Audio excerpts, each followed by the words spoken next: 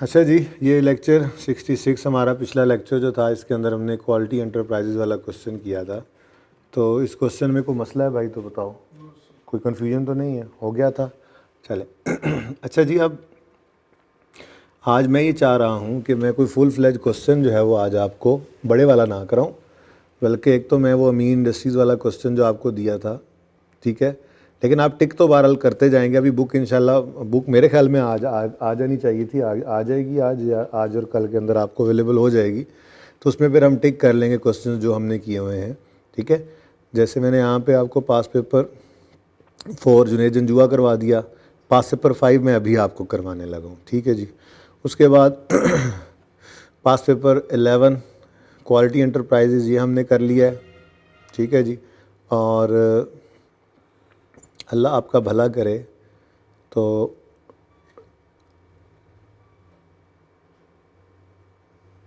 बस मुझे लग रहा है कि ये सवाल आप करने जा रहे हैं इंशाल्लाह आज, ठीक है जी। ज़रा ये पढ़ें क्वेश्चन जो मैं आपको, ये 10 क्वेश्चन, ज़ाहिर है नंबरिंग चेंज हो सकती है बुक के अंदर, क्योंकि ये पुरानी बुक FAR1 की, इसमें से मैंने ओपन किया हुआ है बुक। बहरहाल आपकी मैं पेज नंबर भी इसलिए रेफ़र नहीं कर रहा, कल से इंशाल्लाह करने लग जाऊँगा, ठीक है। तो ये क्वेश्चन जो है इसको पढ़ के देखते हैं। बैलेंस शीट इस सवाल के अंदर गिवन है, following is the draft balance sheet of XYZ limited as at 31 December 14 which was prepared by its accountant. ये सवाल मैं करवाऊंगा कल, आज तो आप ट्राई करेंगे ना, ठीक है। 2 सवाल होमवर्क में देने हैं आज इसके, और 2 एक सवाल डिस्कस कर लेता हूँ, एक अमीन इंडस्ट्री डिस्कस कर लेता हूँ, बल्कि ये 2 डिस्कस करके होमवर्क में दे देता हूँ नए, और अमीन इंडस्ट्रीज़ करवा देता हूँ। जितनी देर के अंदर ये हो गया, ठीक है, उसके बाद फिर IS सेट की हमारी थ्योरी रहती है, हम उसकी तरफ मूव कर जाएंगे, ठीक है। ये सिर्फ डिस्कस करेंगे। देखते हैं जी बैलेंस शीट में क्या कुछ है। लीज होल्ड लैंड है, और उसकी भाई ये लीज होल्ड फ्री होल्ड आपके लिए ये जो है ना कोई इतना मायने नहीं रखता। लीज होल्ड का मतलब वैसे तो FAR1 वाले बच्चों को पता ही होता है, इंट्रो के अंदर देख के आते हैं, बहरहाल फिर भी बता देता हूँ मैं। जैसे यहाँ कैंट एरिया के अंदर आपको 99 साल की लीज़ के ऊपर जो है वो लैंड मिल जाती है, तो ये फ्री होल्ड नहीं है तो ये लीज़ होल्ड। लेकिन स्टैंडर्ड्स ये कहते हैं कि इस लीज़ होल्ड को IFRS 16 वाली लीजेज़ नहीं कह सकते आप। इसका ट्रीटमेंट बिल्कुल वैसा ही होगा जैसे आपके किसी भी IS 16 वाले IFRS 16 लीजेज़ का स्टैंडर्ड FAR2 में पढ़ना है, उसके अंडर नहीं है, बल्कि IAS 16 प्रॉपर्टी प्लांट इक्विपमेंट के अंडर। जैसे कोई बिल्डिंग डेप्रीशिएट होती है 100 साल 99 साल की उम्र पे अगर कोई बिल्डिंग हो, तो बिल्कुल ऐसे ही आपकी ये लीज होल्ड लैंड है, तो इसीलिए इसकी डेप्रीसिएशन यानी अमोर्टाइजेशन उन्होंने लिख दिया, ये भी नज़र आ रहा है। तो कहने का मकसद ये है कि वो 99 साल की लीज पे गवर्नमेंट ने दे दी है, तो जो कॉस्ट आपने पे किया उसको 99 साल के ऊपर डेप्रीशिएट करेंगे, ठीक है ना। तो ये लीज होल्ड के लफ्ज़ से परेशान नहीं होना, हाँ लैंड के साथ उसकी डेप्रीसिएशन आना ये परेशान कुन बात थी, तो इसलिए आपको ये समझा दिया कि लीज होल्ड लैंड है, ये फ्री होल्ड नहीं है। लेकिन ये लीज होल्ड लैंड जो है ये IAS 16 के एक बिल्डिंग की तरह से या इक्विपमेंट की तरह से या प्लांट डेप्रीशिएबल किसी भी डेप्रीशिएबल एसेट की तरह से इसका ट्रीटमेंट होता है, इसलिए कोई इतनी बड़ी बात इसमें नहीं है। क्लियर होगी ये बात? अच्छा, उसके बाद बिल्डिंग की कॉस्ट है, उसकी क्यूमुलेशन है, मशीनरी की कॉस्ट है, उसकी क्यूमुलेशन है, लॉन्ग टर्म डिपॉजिट हैं, स्टॉक्स हैं, account receivable, net of provision लिखा हुआ है सवाल के अंदर, ठीक है। फिर कैश एंड बैंक है, फिर कैपिटल है, एक्यूमुलेटेड प्रॉफिट है यानी रिटेन्ड अर्निंग्स, ठीक है। फिर ट्रेड पेबल्स हैं, इनकम टैक्स पेबल है, और एक्रूड इंटरेस्ट यानी इंटरेस्ट पेबल भी है। रूल में थोड़ी सी चेंज करवाई थी, चेंज नहीं मतलब एडिशन करवाया था कि सबके लेजर बनाने हैं सिवाय वर्किंग कैपिटल आइटम्स के और cash and cash equivalent items के, लेकिन इंटरेस्ट और टैक्स का लाजमी बनाना है, तो ये आपके पास ओपनिंग क्लोजिंग भी आ जाएंगे उनके, ठीक है। उसके बाद कहता है एडिशनल फॉर्मेशन में profit before tax and income tax for the year amounted to 275 and 13 million respectively. PBT 275 है और 13 मिलियन टैक्स अलग से दिया हुआ है। क्यों अलग अलग दिए गए?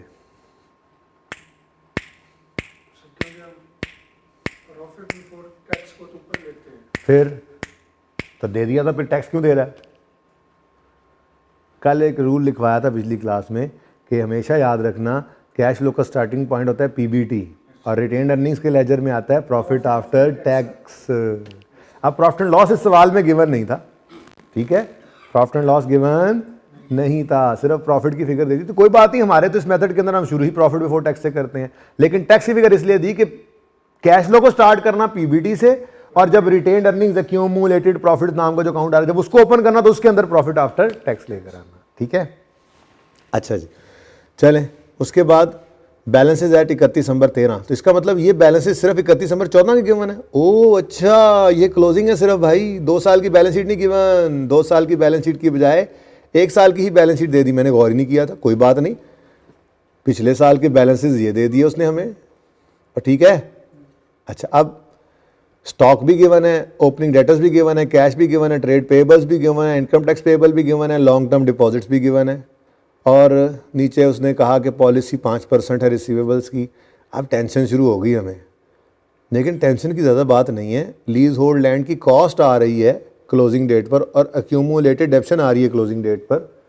तो देखते हैं, कोई ना कोई अल्लाह खैर करेगा, कोई ना कोई मामला तो होगा। अरे वाह वाह वाह वाह, bank loan was obtained on 1 जनवरी, यहाँ से हम इंटरेस्ट वगैरह निकाल लेंगे। और कहता है XYZ uses straight line method for depreciation, rate of depreciation are as under. अब जब डेप्रिसिएशन रेट दे दिए, ठीक है, और ऊपर हमें बता रहा है सवाल के अंदर कि ये कॉस्ट है, तो कॉस्ट पर रेट लगाएंगे स्ट्रेट लाइन, तो 1 साल की डेप्शन आ जाएगी। यानी कि उलट चलते हुए शायद ओपनिंग निकालना पड़ रहा हो हमें। बहरहाल ट्राई करना आपका काम है। ओपनिंग मिसिंग थे इस सवाल के अंदर, थोड़ा सा डिफरेंट है क्वेश्चन, ठीक है। अच्छा जी, उसके बाद full month depreciation is provided in the month of acquisition but no depreciation is charge in the month of disposal. Depreciation for the year 2014 has already been provided. मुझे कहीं पे नज़र नहीं आया गेन लॉस कहीं पे डिस्पोजल का हो, मेरे ख्याल में सवाल में है भी नहीं। बहरहाल 13 नंबर का सवाल है, स्प्रिंग 15 में ये आया था, तो ये आप होमवर्क में आपको मैं हैंड आउट दे दूंगा, ठीक है। तो ये होमवर्क होगा आपका XYZ लिमिटेड वाला क्वेश्चन, एक तो ये हो गया, ठीक है जी। उसके बाद 11वां क्वेश्चन हम कर चुके हैं, क्वालिटी एंटरप्राइजेस। कोई क्वेश्चन हो तो आप पूछ सकते हैं, जो घर बैठे हुए बच्चों को क्वेश्चन है तो वो कल आके पूछ सकते हैं, no issue. Question 12 Liaquat industries जो है, ये इंशाल्लाह 2-3 दिन तक करेंगे, इसमें रेक्टिफिकेशन भी शामिल है। फिर नादर लिमिटेड का क्वेश्चन बहुत ही खूबसूरत क्वेश्चन है, ठीक है जी। मेरा दिल ये चाह रहा है कि ये क्वेश्चन भी आपको होमवर्क में दे दिया जाए, ठीक है।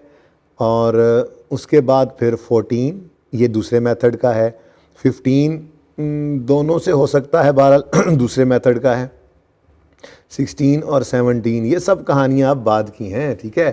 तो ये बाद की कहानियों को छोड़ते हुए एक और सवाल होमवर्क में लें हिम्मत से। हो सकता है मैं इंशाल्लाह, मेरी उम्मीद तो यही है अल्लाह की ज़ात से कि मैं ये दो सवाल आपको होमवर्क में दे रहा हूँ। एक मैंने XYZ लिमिटेड वाला दिया और एक ये नादिर लिमिटेड जो दे रहा हूँ। क्वेश्चन बैंक का सवाल अभी होमवर्क में नहीं दे रहा, ठीक है ना। ये जो 2 सवाल दे रहा हूँ होमवर्क में, इंशाल्लाह मैं ये जब आप लोग कल आएंगे तो मैं आप लोगों को ये दोनों सवाल जो हैं वो ट्यूसडे वाले दिन क्लास के अंदर उम्मीद है डिस्कस कर लूँगा, क्योंकि आपने सवाल किए हुए होंगे, इसलिए होपफुली हम क्विकली कर लेंगे। वरना एक पूरा हो जाएगा, जितना दूसरा आधा हो गया तो वो आधा से।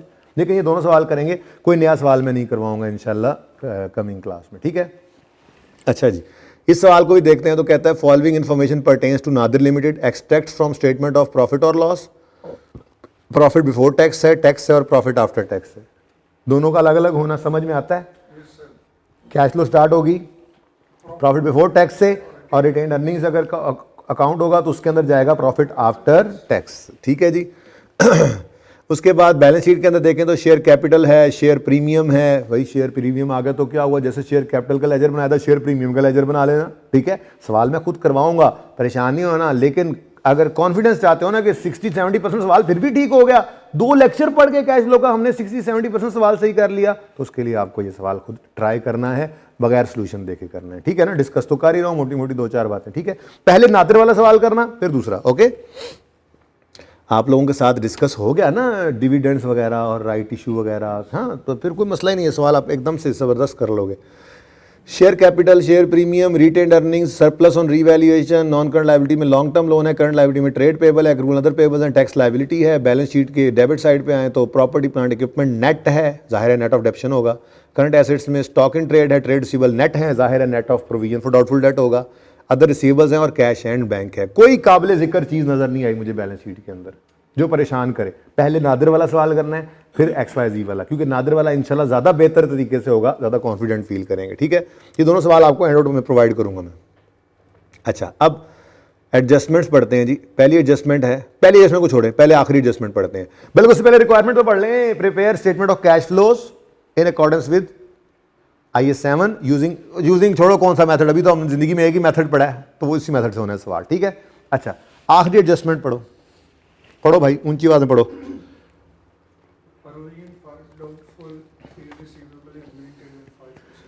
अच्छा, इसका क्या करें भाई? हाँ जी, इग्नोर करना है। क्यों? अच्छा, अगर ना डेटर्स ऊपर ग्रॉस पड़े होते हैं, जो कि हो नहीं सकता, बैलेंस शीट में नेट ही जाते हैं, बाहर अगर हो सकता है पड़े भी हों ग्रॉस, ठीक है, तो हम उनको नेट करके नेट को ही यूज कर लेते हैं कैश फ्लो के अंदर। सिखाऊंगा जरूर आपको कि ग्रॉस डेटर्स अलग भी और प्रोविजन अलग भी ट्रीट किए जा सकते हैं कैश फ्लो में, लेकिन मुश्किल काम है, डबल डबल करने की बजाय आंसर सेम ही आता है, तो हमने एक जुगाड़ बनाया होगा, ठीक है। लेकिन जिस दिन हम दूसरे मेथड पे मूव करेंगे ना, उस दिन ये प्रोविजन ऑल टुगेदर बहुत इंपॉर्टेंट हो जाएगी। डेटर का लेजर अलग बनना है, प्रोविजन अलग बनना है, और डेटर ग्रॉस पे बनता है, प्रोविजन अलग पड़ी होती है, तो वहां पर यूज करना है इसको। इस मेथड के अंदर हमने इसको इग्नोर ही करना होता है। इग्नोर मतलब अगर डेटर्स नेट ही पड़े हैं तो बस नेट डेटर्स को यूज करना है, इसको यूज हमने नहीं करना। तो ये एडजस्टमेंट देखो भाई, इस एडजस्टमेंट का क्या करना है, कुछ नहीं करना, ठीक है। नेक्स्ट, उससे ऊपर वाली एडजस्टमेंट पढ़ो 4। Financial charges for the year amounted to 1100,000 accrual financial charges as on 31 December 2017 amounted to 112,2016। भाई ये क्या है? मेरे ख्याल में तो ये एक पीस ऑफ केक है ये एडजस्टमेंट। कैसा ज़बरदस्त उसने सारा काम आपको करके दे दिया। इंटरेस्ट एक्सपेंस लिख लूँ? वो कह रहा है जी एक्सपेंस फॉर द ईयर है 1100। अब एक्सपेंस के लेजर में एक्सपेंस किस तरह आता है? इधर तो कैश आता है, एक्सपेंस डेबिट कैश क्रेडिट, ठीक है। तो यहाँ पर आएगा इंटरेस्ट एक्सपेंस। अब सवाल की खूबसूरती देखो, कह रहा है जी 1100 ये है, फिर एक्रूड फाइनेंशियल चार्जेस यानी payable, opening payable, opening payable है 48, क्योंकि 16 का क्लोजिंग पेएबल इस साल को ओपनिंग बनता है ना, और इधर क्लोजिंग पेएबल कितने हैं? 112। ओ भाई, ओ भाई, ओ भाई, 31 दिसंबर 17 का 112 है और पिछले साल का तो 48 है। बस कैश निकलेगा बैलेंसिंग। अभी तो देखो एक्सपेंस को रिवर्स करोगे, कैश को नीचे इंटरेस्ट पेड वाली जगह माइनस कर दोगे। ये सवाल है, दसो यार, हैं? ओरिजिनल है स्प्रिंग 18 में, ये 15 नंबर का सवाल आया हुआ। अच्छा, उसके बाद लो, हद हो गई यार, हद हो गई यार, कुछ तो हमें भी करने दो भाई, कुछ तो हमें भी करने दो, कुछ तो हमें भी करने दो। Depreciation amounted to 7350। Asset account book value पे बन रहा है और ये डेप्रिसिएशन उसकी क्रेडिट साइड पे ऐसे जाके बैठ जाएगी। अल्लाह अल्लाह का अरसल्ला, और इसको वहां पे हम पीबीटी के नीचे रिवर्स भी कर देंगे, ठीक है। आगे कहता है during the year a plant costing 95 value of 52 was disposed of for 48, of which 1800 is still outstanding. Now this is a technical adjustment. ये थोड़ा सा आपको परेशान करेगी, परेशान नहीं करेगी, नहीं होनी जाहिर है, तो मैं करवा दूंगा, ठीक है ना। अच्छा, लेकिन मुझे जो दोनों सवालों में मुश्किल लगा ना, घर जाके मैं आज जब देखूंगा तो मैं पहले वो करवाऊंगा, और मुझे लगता है मैं XYZ वाला सवाल ही पहले करवाऊंगा, वो मुझे थोड़ा सा मुश्किल लग रहा है। एनीवेज, ये एडजस्टमेंट जो है, इसके लिए आप डिस्पोजल अकाउंट लेट से ओपन कर लेते हैं, ठीक है। अब एसेट अकाउंट तो बुक वैल्यू बन रहा है ना, तो बुक वैल्यू ही ले लो। प्रॉपर्टी प्लांट इक्विपमेंट गालिबन ऊपर लिखा हुआ था, गालिबन, गालिबन, इसको ना इधर ही ले आते हैं, ठहर जाए, चलो हूँ ठहर जाना, मैं काम कर ला एक, मैं ये कह रहा हूँ कि मैं इसको ना इस सवाल को एक ही सफ़े पे कर लेते हैं ना, ताकि ऐसे ओपन हो जाए सारा। प्रॉफिट एंड लॉस तो उड़ा दो ना, आगे ले जाओ, और ये विद एडजस्टमेंट्स हमारे सामने सारा कुछ आ गया, ठीक है। तो ये मैं कह रहा था, ये ठीक है। पीपीई से बुक वैल्यू ही ले लो यार, मसला क्या है, कितना 5200, ठीक है। Was disposed of for 4800। आगे ना पढ़ो, आगे ना पढ़ो। एक्यूमुलेटेड ऑप्शन लेने की अब ज़रूरत नहीं है, एसेट अकाउंट बुक वैल्यू बन रहा है, यहाँ से बुक वैल्यू निकाल ली, ठीक है। इंपॉर्टेंट थिंग इज के कैश डेबिट डिस्पोजल क्रेडिट हुआ करता है 4800 से, ऐसे ही है ना, ये तो है पुरानी बात। अच्छा, गेन आ रहा है, लॉस आ रहा है? 5200 वाली चीज़ 4800 की बिके तो गेन थोड़ा ही आता है, लॉस आ रहा है, कितना? 400। अच्छा, अब ये तो था वही पुराना बचपन वाला काम। अब उसने थोड़ी सी फनकारी क्या लगा दी, उसने कहा 4800 का बिका है, 1800 अभी तक रिसीव नहीं हुआ। यानी कि ये एंट्री कुछ ऐसे हुई है कि कैश डेबिट हुआ है कितने से? 4800। नहीं ना बेटा, 4800 पूरा कैश रिसीव तो नहीं हुआ, 4800 का तो वो बिका है। इसमें से अभी तक जो रिसीवेबल है, क्या जी? ये एंट्री होती है ना, accumulated depreciation debit, cash debit और एसेट क्रेडिट होती है ना। ये एसेट क्रेडिट कॉस्ट से हो गया, एक्यूमुलेशन से हो गया, कैश पूरा 48 यहाँ पर नहीं लेना, मैं ये कह रहा हूँ, बल्कि कुछ है रिसीवेबल, कुछ है क्या, रिसीवेबल। ठीक है, कितना है, अब वो कहता है जी 4800 का कितना अभी तक नहीं रिसीव हुआ, स्टिल आउटस्टैंडिंग 1800, साथ ही साथ साथ साथ उतरा खुद ही करके दे दिया उसने। 1800 अगर रिसीव नहीं हुआ तो फिर बाकी 3000 रिसीव हो गया, बाकी सारा कुछ तो वैसे ही है। तो इसका मतलब ये 4800 यहाँ पे नहीं आना था, बल्कि यहाँ पे क्या आना था, 3000। लेकिन पहले मैंने एंट्री सारी पूरी कर ली ताकि गलती ना हो, ठीक है ना। उसके बाद ये कैश जो यहाँ पर 4800 पर्चे में आ गया, ये लो 4800 लिखा हुआ है। अगर अगली लाइन पढ़ ली, ओहो 4800 में से 1800 तो अभी रिसीव हुआ ही नहीं, यानी कि ये तो क्या है, रिसीवेबल है, तो बाकी 3000 फिर रिसीव हो गया। अब करोगे क्या, अब इसमें ना 3 काम करने पड़ने थे। 2 काम तो वही रूटीन वाले, लॉस को जाके रिवर्स करोगे ऑपरेटिंग एक्टिविटीज में, करोगे नहीं करोगे, करेंगे। हाँ, तो लॉस प्रॉफिट तक आते आते माइनस हो चुका है, उसको ऐड बैक कर देंगे। और ये जो 3000 का कैश है ना, ये इन्वेस्टिंग एक्टिविटीज में लेकर जाएंगे, कैश रिसीव्ड ऑन डिस्पोजल। अब रह गया ये शहजादा 1800। अब ये शहजादा 1800 हमें कहीं नजर नहीं आया, ठीक है ना, कहीं पे बैलेंस शीट में नजर नहीं आया, तो फिर जाहिर सी बात है अदर रिसीवेबल्स में पड़ा होगा। अगर कहीं नजर नहीं आ रहा तो क्या ख्याल है भाई, एसेट दौरान साल बिका या नहीं बिका, 4800 का बिका या नहीं बिका, 4800 का बिका है तो उसमें से 1800 अभी रिसीवेबल है कि नहीं है, अगर है तो बैलेंस शीट में कहाँ पड़ा है, पीपीई में हो सकता है, हाँ, फिर स्टॉक इन ट्रेड में होगा, नहीं डेटर्स में होना है, नहीं कैश में पड़ा होगा। अल्लाह के बंदो, तो नॉर्मल की तरफ जाएंगे ना, कोई अब नॉर्मलिटी सवाल नहीं बता रहा, तो नॉर्मल की तरफ जाएंगे। अब मसला ये है कि ये रिसीवेबल जो है, ये रिसीवेबल इधर पड़ा हुआ है। अब हमने जब ऑपरेटिंग एक्टिविटीज के अंदर वर्किंग कैपिटल चेंजेस को लेना है, तो हमने उसमें स्टॉक का चेंज लेना है, डेटर का चेंज लेना है, अदर रिसीवेबल का चेंज भी लेना है, अदर रिसीवेबल्स का चेंज भी लेना है ना, बोलो, क्योंकि अदर रिसीवेबल ना तो कैश एंड कैश इक्विवेलेंट है कि उसको वर्किंग वन में ले जाएं, और ना ही वो वर्किंग कैपिटल के अलावा की कोई चीज़ है कि उसको उसका लेजर बना लें, ना ही वो इंटरेस्ट है, ना ही टैक्स है। आना तो वर्किंग कैपिटल चेंजेस में ही है इसने, जैसे प्रीपेड इंश्योरेंस था, जैसे ऐसे अदर रिसीवेबल। अब मसला ये है कि फिक्स एसेट्स का बेचना कभी भी हमारी नॉर्मल ऑपरेटिंग एक्टिविटी नहीं हुआ करता। असल कहानी पता है क्या है, ये हम क्यों गेन लॉस डिस्पोजल के फिक्स एसेट के जो है वो रिवर्स कर रहे होते हैं। भाई देखो, हमारी नॉर्मल जो बिजनेस ट्रेडिंग है, जो मैन्युफैक्चरिंग है, उसका काम एसेट्स खरीदना बेचना होता ही नहीं है। फिक्स एसेट खरीदते हैं वो इस्तेमाल के लिए, कभी कभार 2 4 5 साल 10 साल के अंदर जाके कोई एक आधा एसेट बेच भी देते हैं वो, जो ज़रूरत का ना रहे या कोई एक्सीडेंट हो जाए। कारोबार थोड़ा ही है ये। इसीलिए अगर डिस्पोजल फिक्स एसेट का हो और उस पर गेन आए तो रेवेन्यू नहीं बनाते, अदर इनकम में रखते हैं। और अगर डिस्पोजल फिक्स एसेट का हो और उस पर लॉस आ जाए तो उसको कॉस्ट ऑफ सेल में नहीं डालते, एडमिन में नहीं डालते, सेलिंग में नहीं डालते, फाइनेंस कॉस्ट में नहीं डालते, अदर एक्सपेंस में डालते हैं। FR2 में जाके पढ़ोगे, ठीक है ना। ये नॉर्मल मेन एक्टिविटी नहीं है। अब हमने क्या करना है, हमने अदर रिसीवेबल्स को पकड़ लेना है। अदर रिसीवेबल्स आ जाओ, ये बिल्कुल उस जैसी ये जो मैंने क्वेश्चन नंबर जो नहीं XYZ वो क्वालिटी एंटरप्राइज वाला सवाल कराया, बड़ा इंपॉर्टेंट सवाल है। उसके अंदर जो एंड पे 2 एडजस्टमेंट्स करवाई थी ना, इतनी ज़बरदस्त एडजस्टमेंट्स और किसी सवाल में इकट्ठी दोनों नहीं आई हुई। देख लो, इसमें एक आई हुई है बड़ी छुपी हुई थी।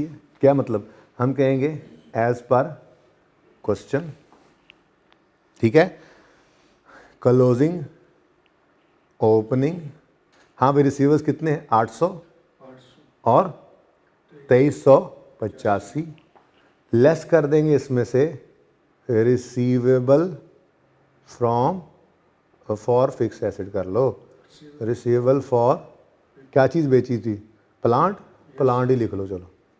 तो ओपनिंग डेट पे तो कोई रिसीवेबल नहीं था ना, ये तो इस साल में ही कहीं पर बेचा है, ड्यूरिंग द ईयर वो कह रहा है एसेट बेचा है, तो ओपनिंग डेट पे तो कोई रिसीवेबल था, ठीक है। तो इस दौरान साल बेचा है और 1800 अभी तक रिसीव नहीं हुआ, तो वो 1800 रिसीवेबल है। बाकी क्या बच गया, 585, ये मैं बता देता हूँ, 800 हो गया और ये 585 हो गया। तो अच्छा भला आपको लग रहा था कि ये 800 से बढ़ के 2300 हो गए, लेकिन असल कहानी ये है 800 से एसेट कम हो गया तो एसेट क्रेडिट, और आगे कैश के अंदर आप पॉजिटिव इनका डिफरेंस शो कर दोगे, ठीक है ना, 215 रुपये। ये बात समझ आई। तो ये सबसे टफ एडजस्टमेंट थी, उसके अलावा तो कुछ भी नहीं है। आगे वो कहता है एडजस्टमेंट 1 में, ये समझ आ गई है? ठीक है ना।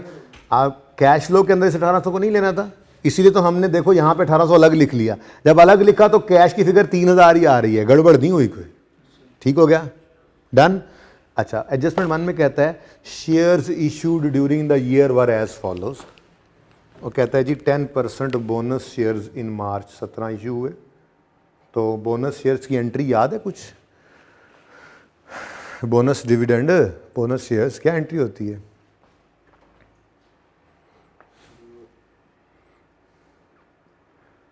डिविडेंड डेबिट, डिविडेंड पेएबल नहीं भाई, शेयर कैपिटल क्रेडिट, और ये डिविडेंड डेबिट होता है रिटेन्ड अर्निंग्स में जी। ठीक हो गया। अब ये 10% जो उसने कहा है बोनस इशू मार्च में किया है, तो शेयर कैपिटल के लेटेस्ट बैलेंस के ऊपर जो कि 12,400 है ना 17 में, ठीक है जी, 17 के एंड पे ये 31 दिसंबर 17 का है और ये 31 दिसंबर 16 का है। तो ये जो 10% है, ये 10% 12,400 पे लगाएंगे ना या 10,000 पे लगाएंगे? सर 2000 हाँ, ड्यूरिंग द ईयर 2017। बोलो बोलो बोलो। सर 10,000 पे लगा क्यों? सर ओपनिंग में ये हाँ जी, लेटेस्ट बैलेंस तो 10,000 पड़ा होगा, उसके अंदर ऐड होगा कोई कैपिटल, ये नया जो कैपिटल इशू हो रहा है, आगे राइट इशू हो रहा है, वो ऐड हो रहे हैं, क्लोजिंग तक जाते जाते तो पता नहीं क्या कुछ हो चुका होगा। ठीक है, तो 12,400 पर ये रेट नहीं लगाना, और ये रेट आपने लगाकर ये एंट्री पास कर लेनी है। 10,000 मल्टीप्लाइड बाय 10%, इतना आ गया जी 1,000। अब आपके दोनों लेजर्स ओपन होंगे, शेयर कैपिटल का भी, रिटेन्ड अर्निंग्स का भी, तो ये एंट्री आपने खुद करनी है। क्यों? क्योंकि अगर ये एंट्री नहीं करेंगे, शेयर कैपिटल को क्रेडिट नहीं करेंगे 1,000 से, तो जब बैलेंसिंग इस तरफ निकलेगा तो ये भी कैश निकल आएगा, हालांकि ये कैश पे ही नहीं हुआ। ये सवाल करवाऊंगा लेकिन बहुत क्विकली करवाऊंगा, ठीक है ना। अच्छा, तो ये एंट्री आपने पहले कर लेनी है। उसके बाद right shares were issued in July. अब ये कहीं से पता नहीं लग रहा कितने हैं, ठीक है ना, लेकिन आपके पास लेजर बने पड़े होंगे, शेयर कैपिटल का भी लेजर आ रहा है, शेयर प्रीमियम का भी आ रहा है, और रिटेन्ड अर्निंग्स का भी आ रहा होगा।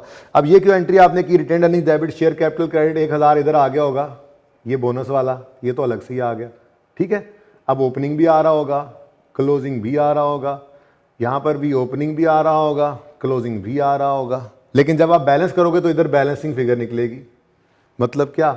मतलब नए शेयर्स इशू हुए हैं, राइट इशू, तो बस वो फिगर आपने इनफ्लो के तौर पे कैश फ्लो में दिखा देनी है। तो ये बड़ा रिसेंट सा सवाल था, लेकिन आपको मेरे ख्याल में आपको परवाह ही नहीं हुई होनी इस सवाल की, यार ये कोई सवाल है कैसा। तो पहले आपने क्या करना है? पहले आपने ये वाला सवाल करना है, इसका नाम है खैर से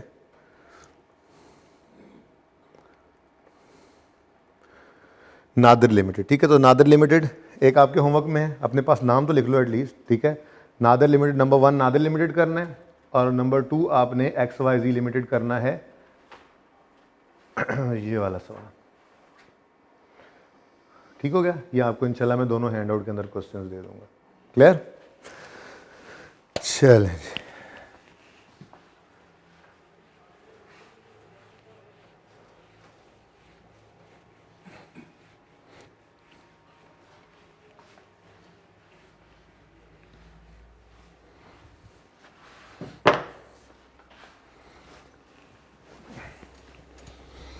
अच्छा जी, अब आते हैं पास पेपर अमीन इंडस्ट्रीज़ वाले की तरफ। भाई ये कैसा रहा सवाल? हो गया था? अब तो हो जाना चाहिए, क्योंकि इसके अंदर जो एक दो बातें थी कन्फ्यूजन वाली, वो भी हमने वैसे ही डिस्कस कर ली। जैसे मिसाल के तौर पे पहले सवाल को पढ़ते हैं, फिर मिसाल के तौर पे, एक मिनट जी, ये है prepare cash flow statement, 13 number का सवाल है। ठीक है जी, ये सवाल हमारे सामने आ गया सारा। अच्छा, अब सवाल में कहता है कैश फ्लो बना दो। हमने कहा जी बिस्मिल्लाह बना देंगे, मसला ही कोई नहीं है, डिस्कस ही कर लेते हैं इसको। ठीक है, balance sheet of Amin industries at 31 August 2019 is as follows. Capital अकेला दिया हुआ है। अच्छा भाई, अब एक ये बड़ा मसला है, कभी कैपिटल का एक अकाउंट बनाते हैं, कभी कैपिटल अलग कर लेते हैं, प्रॉफिट्स अलग कर लेते हैं, क्या करें, किधर जाएं, कोई समझ ही नहीं आ रही। तो भाई सवाल में अगर कैपिटल का एक अकाउंट होगा तो हम भी एक अकाउंट बना लेंगे, ठीक है। अगर एक ही अकाउंट है कैपिटल का तो हम भी कैपिटल का एक ही अकाउंट बनाएंगे, लेकिन उसके अंदर फिर होगा क्या, ओपनिंग कैपिटल भी इधर ही आएगा, प्रॉफिट आफ्टर टैक्स भी इधर ही आएगा, कोई फ्रेश कैपिटल घर से लेकर आए वो भी इधर ही आएगा, कोई डिविडेंड या ड्राइंग जो भी लफ्ज़ लिखा हो वो भी इधर ही आएगा, और क्लोजिंग भी आ रहा होगा, ठीक है। अगर सवाल के अंदर कैपिटल अकाउंट अलग और रिटेन्ड अर्निंग्स का नाम दे दे, एक्यूमुलेटेड प्रॉफिट्स का नाम दे दे, अनअप्रोप्रिएटेड प्रॉफिट्स का नाम दे दे, यानी कि प्रॉफिट्स अलग और कैपिटल अलग सवाल में गिवन हो, तो भाई हम भी अलग अलग कर लेंगे, ठीक है। हम भी क्या करेंगे, हम भी कैपिटल को अलग, चाहे वो नाम शेयर कैपिटल से हो या कैपिटल से हो, कैपिटल अलग कर देंगे, और रिटेन्ड अर्निंग्स या एक्यूमुलेटेड प्रॉफिट्स या जो भी नाम लिखा हो वो अलग। अब ऐसी सूरत के अंदर ब्रॉड डाउन तो इसमें आएगा, ठीक है, लेकिन पैट भी नहीं आएगा, डिविडेंड भी नहीं आएगा। अगर कोई चीज़ आ सकती है तो घर से मजीद पैसे लाएंगे तो कैश डेबिट कैपिटल क्रेडिट वाली एंट्री हो सकती है, और क्लोजिंग आएगा। बाय बैक अभी मैंने आपको पढ़ाया ही नहीं, आखिरी क्लास में पढ़ाऊंगा। रिटेन्ड अर्निंग्स के अंदर ओपनिंग आएगा और प्रॉफिट आएगा, ठीक है। उसके बाद डिविडेंड या ड्राइंग्स भी इधर ही आएंगी, ठीक है। हाँ, और रीवन surplus debit retained earnings credit की एंट्री भी आ सकती है, लेकिन ये ज़रा नॉर्मल चीज़ नहीं है। ऐसी कोई चीज़ जब तक रीवन सरप्लस आए ना, जैसे आपके होमवर्क वाले सवाल में है, वैसी कोई चीज़ आए ना तो वो यहाँ पे नहीं लिखेंगे। बाहर समझ आ गई बात की। तो एक तो ये मुसीबत से जान छुड़ाओ ना, सवाल में अगर एक कैपिटल अकाउंट होगा तो हम भी एक ही बना देंगे, सवाल में दो होंगे तो हम भी दो ही बना देंगे, ओके। चले, अच्छा जी, तो कैपिटल का अकाउंट एक ही बन जाएगा, सही है। शॉर्ट टर्म फाइनेंस कहाँ जाएगा भाई? देखो सवाल मैं ये भी नहीं करवा रहा, बस डिस्कस ही कर रहा हूँ, ठीक है। काफ़ी है ना, 3 सवाल डिस्कस हो गए। ज़रा बच्चे कल आएंगे तो इनमें से 2 करवा दूंगा। अगर ये आपको डिस्कशन के बाद लगे कि मुझे करवाना चाहिए तो मैं अभी करवा भी दूंगा, आपने मुझे बता देना है। वैसे आपके बकौल तो आपने कर लिया था, लेकिन मैं ये चाह रहा हूँ कि बहरहाल इसको डिस्कस भी कर लूँ। भाई कैपिटल अकाउंट का लेजर बनेगा, ओके। शॉर्ट टर्म फाइनेंस क्या करेंगे इसका? Working one. Creditors working capital items की चेंजेस में चला जाएगा, ठीक है। फिक्स्ड एसेट बुक वैल्यू पर ही है तो हम भी लेजर बुक वैल्यू पे बना लेंगे। इन्वेस्टमेंट्स जो कि करंट एसेट्स में आ रही हैं तो working one. Stock in trade है तो वर्किंग कैपिटल चेंजेस में आ जाएगा, ठीक है जी। Trade debts net of provision है तो बस अल्हम्दुलिल्लाह कह के इसी को उठाएंगे, वर्किंग कैपिटल चेंजेस में ले जाएंगे, और बैंक वर्किंग वन में आ जाएगा। कहानी ख़त्म, ठीक है जी। उसके बाद following information is also available. कहता है जी profit during the year was 3161। पूरे सवाल में कहीं पे उसने टैक्स का जिक्र नहीं किया हुआ था, तो यही प्रॉफिट बिफोर टैक्स भी है और यही प्रॉफिट आफ्टर टैक्स भी है। तो मतलब आपकी cash flow statement of cash flows में जो स्टार्टिंग पॉइंट होगा ऑपरेटिंग एक्टिविटीज़ का, जो पीबीटी होता है, वो पीबीटी भी 3161 होगा, ठीक है जी। और चूंकि कैपिटल का अकाउंट भी एक बन रहा है, जो कि बन रहा है जिसमें ओपनिंग आपने लिखा होगा ऐसे 27942 और क्लोजिंग 33433 ऐसे बना होगा ना आपका अकाउंट। तो यहाँ जो पैट आएगा वो भी क्या होगा 3161। लेकिन इससे कंफ्यूज नहीं होना, मैं आपको पक्का एक रूल लिखवा चुका हूँ कि असल में तो ये दोनों चीज़ें डिफरेंट हैं। यहाँ पीबीटी आना है, यहाँ पैट आना है। ये फिगर सेम होने की वजह इस सवाल में प्रॉफिट की फिगर नहीं है। जैसे सवाल पहला सवाल जुनेद जंजुआ किया था उसमें प्रॉफिट की फिगर नहीं थी, ठीक है ना। कल वाले सवाल में था, क्वालिटी एंटरप्राइजेस के अंदर था यही टैक्स का काम, मेरे ख्याल में था यार। यस टैक्स था, यस ठीक है ना। तो कल वाले सवाल में टैक्स था, तो इसलिए यहाँ पर डिफरेंट फिगर आई थी पीबीटी पे और पैट डिफरेंट, ठीक है ना। अभी मैंने लिखा अभी भी डिफरेंट ही हुआ है, ये पीबीटी लिखा हुआ है, ये देखो ये पैट लिखा हुआ है, लेकिन सेम होने की वजह टैक्स का ना होना है इस सवाल के अंदर, ठीक है। अच्छा उसके बाद कहता है अमीन्स विदड्रॉल्स ड्यूरिंग द ईयर, ये ड्राइंग्स हैं कैपिटल जी, ये कैपिटल के अकाउंट के अंदर 3120 यहाँ पे नज़र आएंगी, 3120 में भी नज़र आएंगी। और उसके बाद आपको पता है नॉन कैश आइटम्स आती हैं यहाँ पर। मुझे तो लगता है सवाल ही यहीं पे हो जाना है हमारा, बस 2-4 फिगर्स कहीं से उठा के देख लेंगे सोल्यूशन से। उसके बाद adjustments for working capital items changes, ये यहाँ पर आ जाती हैं। उसके बाद 3 चीज़ें नीचे लेस होती हैं, टैक्स पेड है कोई नहीं, इंटरेस्ट पेड इंटरेस्ट पे है कोई नहीं, डिविडेंड पेड, ये ड्राइंग इसको उसने ड्राइंग्स कहा हुआ है जिसको काट के हम ड्राइंग लिखते हैं ताकि डिविडेंड पेड भी याद होता रहे। तो ये फिगर 3120 उधर भी आ जाएगी और यहाँ पर माइनस भी शो हो जाएगी। क्या ख्याल है, सही है ना? तो एक दिन में 3 सवाल कर लिए एक तरह से हमने। हाँ, 2 इनमें से आपने करने हैं। देखो एफर्ट आपकी तरफ से ज़्यादा होगी, मैं जितना टाइम डिस्कस करने में लगा रहा हूँ आपको पता है मैं उतने टाइम के अंदर सवाल भी करवा सकता हूँ, लेकिन क्यों डिस्कस करके आपकी तरफ छोड़े, सोल्यूशन ना देखना, पूरी ईमानदारी से एक बार अटैम्प्ट करना। आपका ये सबसे आसान टॉपिक बन जाएगा। आप चाहेंगे कि या अल्लाह ये वाला सवाल आ जाए ताकि हम इसमें से अच्छा स्कोर कर सकें। 15 नंबर का सवाल आए तो 10-11 नंबर तो ले ही लेते हैं सबके सब बच्चे, ये बहुत अच्छी परसेंटेज होती है किसी भी क्वेश्चन की। तो ये एफर्ट आप लोग ज़्यादा करेंगे तो आपके 10 नंबर आएंगे ना। मुझे तो देख ही लें आप, मैंने तो एक सवाल कराने में 2 दिन लगा दिए थे। अब मैं तो रोज़ाना सवाल भी करवाऊँगा, मैंने कम अज़ कम भी खुद जो सवाल करवाने हैं आपको होमवर्क दिए बगैर भी, वो कम अज़ कम इस मेथड के 2 सवाल हैं और अगले मेथड के भी 2 सवाल हैं। यही 4 सवाल तो मैंने करवाने हैं, वो जो पहले मैं करवाऊंगा फिर कहूँगा आपसे घर कर लेना। लेकिन इतने कुछ सवाल आपसे करवाने के बाद भी मैंने करने हैं सवाल, तो 6-7 सवाल तो हो ही जाने हैं अभी इस टॉपिक के और, लेकिन एफर्ट आपकी तरफ से ज़्यादा होनी चाहिए। तो मैं मज़ीद आगे लॉन्च करने में, रेक्टिफिकेशन बीच में डालने में या दूसरे मेथड को जाने से पहले चाह रहा हूँ कि आप लोग इस पर ज़्यादा से ज़्यादा एफर्ट कर लें। 2 सवाल दिए हैं आज होमवर्क के अंदर, ज़्यादा नहीं दे रहा, दिल तो कर रहा था क्वेश्चन बैंक के भी 2-3 सवाल दे दूँ। तो बहरहाल आप ये करके आएँ, इंशाल्लाह कल फिर आपको उधर से भी होमवर्क दिया जाएगा। ओके, अच्छा तो ड्राइंग्स हो गई भाई, सही है। ये तो हमने जहाँ पहुँचाना था हमने बात कर ली कि कैपिटल का लेजर बन गया, फिर शॉर्ट टर्म फाइनेंस वर्किंग 1 में जाता है। दिल तो कर रहा है यहीं पे सारा सवाल ही कर दें, ठीक है, जितना हो सकता है। वर्किंग 1 भी तो यहाँ पे हो सकती है, वर्किंग 1 में क्या मसला है। ये वर्किंग 2 कर लो ना इसको, वर्किंग 1 में इसलिए छोड़ा क्योंकि हमारी आदत है कैश एंड कैश इक्विवेलेंट की, जो मैं कह रहा था आधी क्लास में, लेकिन हमें IS8 भी शुरू करना है हमने। बहरहाल बैंक है, अभी वहाँ पहुँचे नहीं, और शॉर्ट टर्म फाइनेंस, ठीक है जी। तो शॉर्ट टर्म फाइनेंस कितना नज़र आ रहा है जी आपको, बताएं। 1616 2545, ठीक है जी। अच्छा, उसके बाद क्रेडिटर्स जो हैं उनको यहाँ पे ले आओ, कोई एडजस्टमेंट नहीं आई थी क्रेडिटर्स की।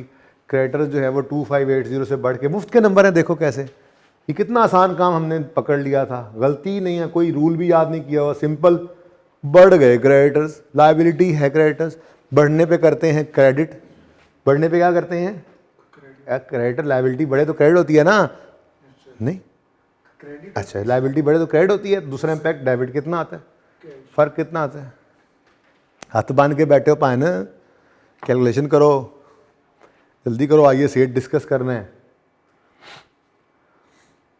607 दिल नहीं कर रहा वैसे मेरा भी इसको छोड़ने का यार अच्छा है, सवाल हो रहे हैं, बड़ा मज़ा आ रहा है, चलो करते हैं। बहरहाल लिमिट है, ठीक है। अच्छा, उसके बाद इधर आए, फिक्स एसेट का लेजर ओपन कर लेना, ज़रूरत पड़ेगी तो ओपन कर लेंगे, ठीक है। लेजर ओपन होना है, इन्वेस्टमेंट वर्किंग 1 में आ जानी है। ओहो, चलो नीचे इन्वेस्टमेंट पॉजिटिव में लिख देते हैं, कोई मसला तो नहीं है, ठीक है ना, ऐसे हो जाता है। देखो ऊपर पॉजिटिव आएगा बैंक, ये देखो 225, पहले ही उठा लेता हूँ, 225 और 442, ठीक है। नीचे अब भूल गए शॉर्ट टर्म इन्वेस्टमेंट है, पहले रनिंग फाइनेंस लिख दिया, कोई बात नहीं, शॉर्ट टर्म इन्वेस्टमेंट अब आ गई तो पॉजिटिव से लिख दो। कितना है जी, 4911 शॉर्ट टर्म इन्वेस्टमेंट आती थी ना वर्किंग 1 में। उसके बाद स्टॉक इन ट्रेड है, स्टॉक ये 14950 से कम हो के 12178 हो गया, तो स्टॉक एसेट है, कम हो तो क्रेडिट होता है। दूसरा इम्पैक्ट डेबिट कितने से 14,950 माइनस 12,178 2772. 2772 पॉजिटिव। Yes sir. ठीक है, ट्रेड डेट्स भी नेट हुए पड़े हैं। जब नेट हुए पड़े हैं तो मैंने अगला सवाल ही नहीं पढ़ा, नेट हुए पड़े हैं तो सही है, बस जान छूटी। ठीक है, हाँ कितना? 184. अच्छा ये डेटर्स हैं, डेटर्स नेट हैं, नेट ही लेते हैं हम, डेटर्स नेट बढ़ रहे हैं कम हो रहे हैं? बढ़ रहे हैं। एसेट का बढ़ना डेबिट, दूसरा इम्पैक्ट कैश क्रेडिट कितने से? 1845. 1845। बताओ भाई, मुश्किल है सवाल? इतना आसान सवाल है। ठीक है, साथ साथ यहीं पर ही हो गया सवाल, इतना छोटा सा सवाल है, आसान सा। ओके, उसके बाद बैंक ऑलरेडी मैंने ले लिया हुआ। ठीक है, अच्छा अब यहाँ पे पहुंचे हुए थे, आगे कहता है एक्यूमुलेटेड डेप्रिसिएशन है। यहाँ पे हमें दिया हुआ था एसेट, और मैंने आपको एक छोटी सी बात अर्ज की थी कि जहाँ तक हो सके मुमकिन इस टॉपिक में आप एसेट को और एक्यूमुलेटेड डेप्रिसिएशन को अलग रखना। ठीक है, अब फिक्स एसेट की उसने तो बुक वैल्यू दी हुई है, मैं कह रहा हूँ इसकी कॉस्ट मैं निकाल सकता हूँ। ऐड कर. कैसे निकाल सकता हूँ? एक्यूमुलेटेड डेप्रिसिएशन सवाल में गिवन है। Yes sir. Opening accumulated depreciation कितना है? 5, ध्यान से देख लो ज़रा, ये 10 है, हाँ ये ओपनिंग है 5605 और ये क्लोजिंग है 7470। 5605 5605. क्लोजिंग 7470। वैसे हो ही गया सवाल, मैं बातों बातों में कर ही गया हूँ सवाल। अच्छा, अब यहाँ डायरेक्ट करने की बजाय मैं वर्किंग का तरीका सिखा देता हूँ। ठीक है भाई, फिक्स्ड एसेट्स आपको पता है, फिक्स्ड एसेट्स की जो कॉस्ट होती है उसमें से एक्यूमुलेटेड डेप्रिसिएशन लेस होकर तो फिक्स्ड एसेट्स की बीवी आया करती है। ठीक है, तो क्लोजिंग ओपनिंग। अब हमें सवाल के अंदर बुक वैल्यू क्लोजिंग गिवन है, opening closing book value given है। ओपनिंग 12,340 है, क्लोजिंग 15,172। 12,340 ये बोला था मैंने, 12,340 और 15,172। और ठीक है, उसके बाद नहीं सॉरी क्या लिख गया मैं, हद हो गई है। 12 बुक वैल्यू गिवन है, क्या कर रहे हैं बताएं तो सही। Book value 12,346 15,172. और 15,172। ठीक है, अब ये उसने हमें सवाल में दे दिया और ये भी उसने सवाल में हमें दे दिया। 5605 माइनस और 7470 माइनस, तो फिक्स एसेट बैलेंस की निकल तो सकता है। ऑपोजिट जाना है तो इनको प्लस कर दें उनमें, तो डायरेक्ट भी हो सकता था, मुझे पता है जो आप कह रहे थे, लेकिन मैं कह रहा हूँ डायरेक्ट क्या, इधर कर लो ये काम, ज़रा काम देगा आगे भी, 1-2 जगह पे मैं बता दूंगा कहाँ कहाँ पे ये ऐसी वर्किंग करना काम देगी। फिलहाल तो बताओ ज़रा। 17951. 17951 Yes sir. और 22642. 642। लो जी, ब्रॉड डाउन 44642 है और कैरी डाउन 17951। इसको अलग करने का फ़ायदा पता है क्या है? यहाँ से एकदम से जल्दी से डेप्रिसिएशन निकल आती है और यहाँ से एसेट की कॉस्ट अलग से निकल आती है एडिशंस की। अच्छा, ये वर्किंग का जो तरीक़ाकार है ये हम अगले मेथड में ना जाकर यूज़ किया करेंगे जब हमें नेट डेटर्स बैलेंस शीट में दिए होंगे और प्रोविजन अलग दी होगी और हमें ग्रॉस डेटर्स चाहिए होंगे, तो हम ऐसे ही निकाला करेंगे। बहरहाल एक वर्किंग भी छोटी सी सीख ली हमने। ला भी ओपनिंग क्लोजिंग हो गया, ये भी हो गए। अब आगे क्या कहते हैं, प्रोविजन फॉर बैड डेट्स है ओपनिंग और क्लोजिंग, क्या करें इनको? इग्नोर। क्यों? क्योंकि डेटर्स ऑलरेडी क्या हैं, नेट हो चुके हैं। नेट ना होते तो नेट कर लेते। ठीक है, सही है। और बैड डेट रिटर्न ऑफ तो हैं ही नहीं सिरे से, होते तो उन्हें भी क्या करते, इग्नोर। एक एडजस्टमेंट रहेगी during the year. Fixed asset costing 1500, अब 1500 भी लिखो भाई, 1500 क्यों? क्योंकि एसेट अकाउंट कॉस्ट से बना लिया ना। ठीक है, तो 1500 चलो यहीं बना लो डिस्पोजल अकाउंट। अब क्या आप दूर जाना, सारा सवाल इधर ही, सवाल के आसपास ही सवाल कर दिया हमने, है ना। तो डिस्पोजल अकाउंट में ये 1500 आ गया। कहाँ से जी? फिक्स एसेट के अकाउंट से। ओके, ये कहाँ चला गया भाई? डिस्पोजल में। आई कहता है हैविंग बुक वैल्यू ऑफ 867, इसका मतलब अगर मैं इसको यूज़ करते हुए एक्यूमुलेटेड डेप्शन निकालना चाहूँ, पता तो है ना कि बुक वैल्यू किसके बराबर होती है, कॉस्ट माइनस एक्यूमुलेटेड डिप्रिसिएशन के, और एक्यूमुलेटेड डेप्शन अगर चाहिए तो cost plus BD. Cost minus book value भाई, ठीक है। तो कॉस्ट सवाल में गिवन है 1500, बुक वैल्यू गिवन है 867, तो एक्यूमुलेटेड डेप्शन कितनी आ गई 633। 633। अब इसका फ़ायदा क्या होगा, ये वो फिगर है जो इस अकाउंट में से डेबिट होती है और डिस्पोजल अकाउंट में क्रेडिट होती है। अब जब ये अलग लिख लिया तो यहाँ से हमें जो है वो डेप्शन एक्सपेंस फॉर द ईयर भी एकदम से मिल जाएगा, ठीक है। अच्छा, एक्यूमुलेटेड डेप्रिसिएशन आगे वो क्या कहता है जी was sold for 1284, cash debit, disposal credit 1284। हाँ भाई, सवाल ख़त्म हो गया। बताओ, इसका गेन ही आ रहा है मेरे ख्याल से, तो 1500 में से भी 633 माइनस हो जाएं, यानी खुद देखो ना, 867 वाली चीज़ के 1200 मिल रहे हैं तो गेन ही है। हाँ भाई, कितना 2151।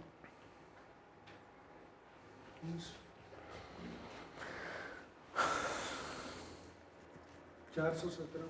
417 का गेन आ गया, ठीक है भाई।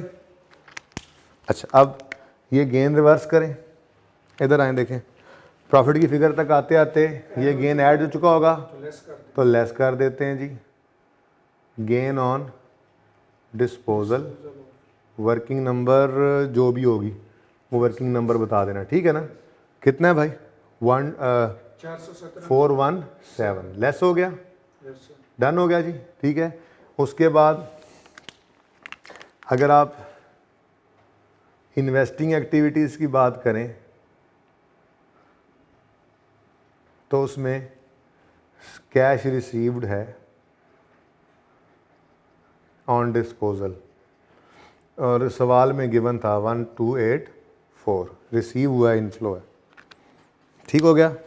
ये अकाउंट गया ये अकाउंट सही है, सवाल तो ख़त्म हो गया है। तो बैलेंस करना शुरू करें अकाउंट्स को, जल्दी करें।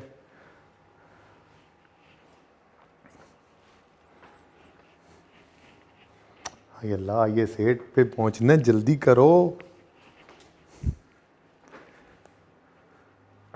मैंने बोला था करवा भी दिया सवाल, ठीक है ना, ये ना समझना कि ये करवाया ही नहीं, दूसरे भी करवाऊंगा इसी तरह से।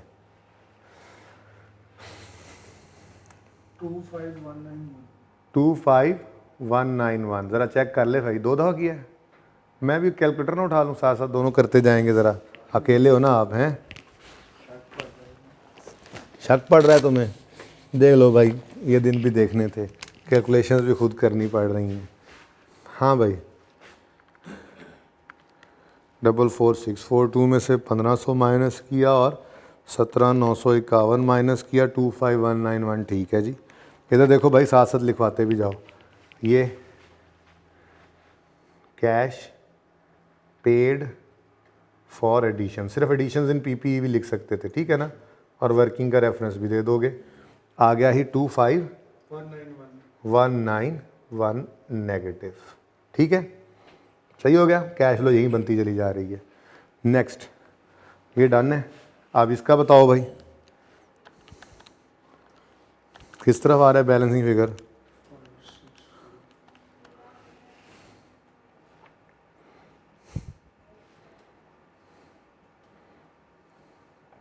$2498 है। Yes sir. ये बैलेंसिंग फिगर इस तरफ आ रही है तो डेप्रिसिएशन ही हो सकती है। अब यही डेप्रिसिएशन तो हमें चाहिए थी, ताकि हम यहाँ तक आते हैं जो माइनस हो चुकी है नॉन कैश है, इसको हम ऐड बैक कर दें डेप्रिसिएशन एक्सपेंस। और आज हमें ये कैलकुलेट करना पड़ा, वर्किंग का रेफरेंस दे देना, जो भी नंबर लगा हुआ, मैंने नंबर नहीं लगाया ना, मेरा इरादा कोई नहीं था सवाल कराने का, और बस फिर हो गया एक्सीडेंटली, समझो 2498 ऐड हो गया, ठीक है। ये अकाउंट भी गया, ये तीनों अकाउंट्स हो गए, ठीक है। अब इधर क्या रह गया, कैपिटल का अकाउंट है, ज़रा चेक कर लो कैपिटल का अकाउंट बैलेंस हो रहा है।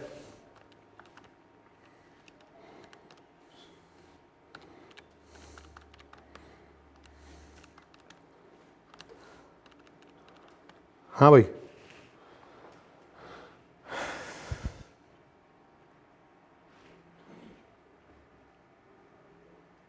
क्या 5450 आ रहा है? हैं? यस ना कह दे, कैलकुलेट कर।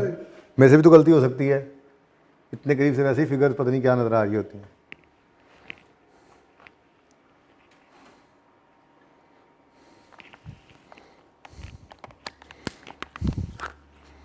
इतनी देर की कैलकुलेशन नहीं है वैसे, by the way.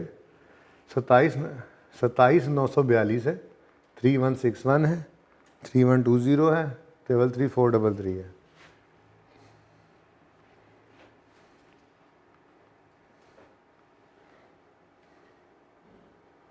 Yes sir, यही आती है।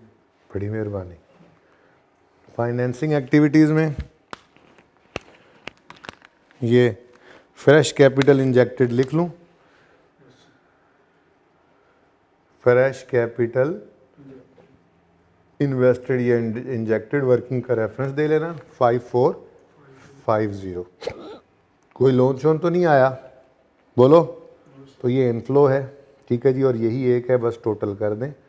तो ये टोटल करो ज़रा जल्दी से, ये मैं कर देता हूँ 5450। खैर वो भी मुझे करने ही पड़ने आज तो, चेकिंग।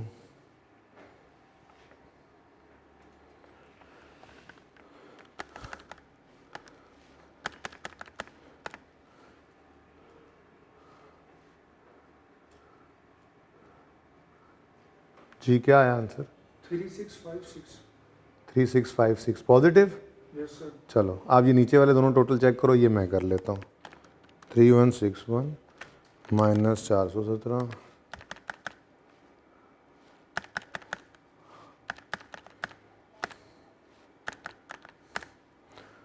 ये सही नहीं है। अच्छा कोई रहा तो नहीं क्या?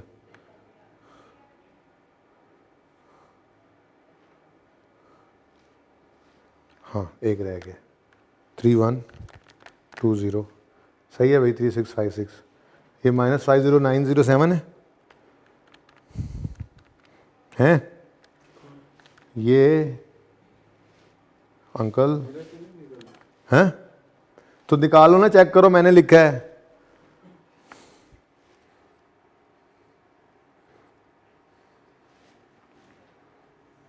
To three 907। ये यस सर, 23 907। देखा, मैंने चेक करने के लिए गलत लिखा था।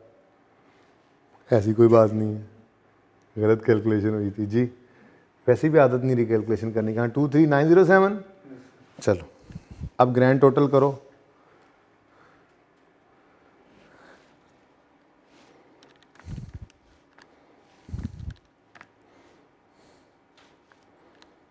(3656) minus 23907 plus 5450 14801।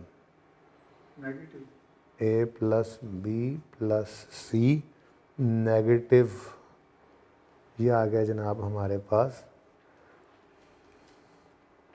Net cash flows. ठीक है जी, इसमें हम ऐड करेंगे opening cash and cash equivalent working 1 से। ओहो टोटल ही नहीं किया, टोटल कर भाई। 225 पॉजिटिव है और 1616 नेगेटिव है, तो 1391 नेगेटिव आ गया। ठीक है जी, ये 1391 इधर नेगेटिव बन गया और इसका आंसर, अच्छा अब इसका टोटल कर लेते हैं। 442 पॉजिटिव है, 2545 नेगेटिव है, प्लस 4911 पॉजिटिव है, 280 नेगेटिव आ गया। बताओ सही नहीं आ रहा, कुछ गड़बड़ है। यस सर, सही नहीं है। ये तो और वो 16192 है। ये नीचे वाले इधर 14801। चेक कर लेना यार।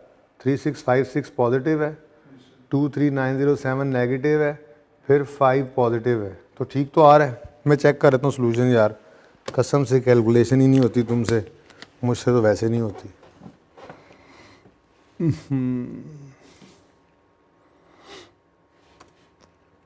कौन अब बैठ के चेक करे, अच्छे भले मेरे बच्चे आते हैं भाई, कल आ जाओ यार, इस एक बच्चे से तो कुछ नहीं होने वाला। और दूसरा आता था और दूसरा आता था तो क्या तुम नहीं आते थे? तुम्हें नहीं करनी होती कैलकुलेशन, उसने छुट्टी कर लिया है।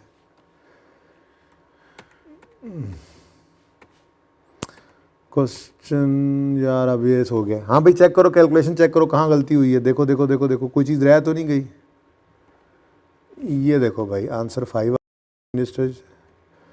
3161। उसके बाद नेट कैश फ्लो 3656 है, बिल्कुल पॉजिटिव ठीक आ रहा है। फिर 4907 कह रहे हैं जी,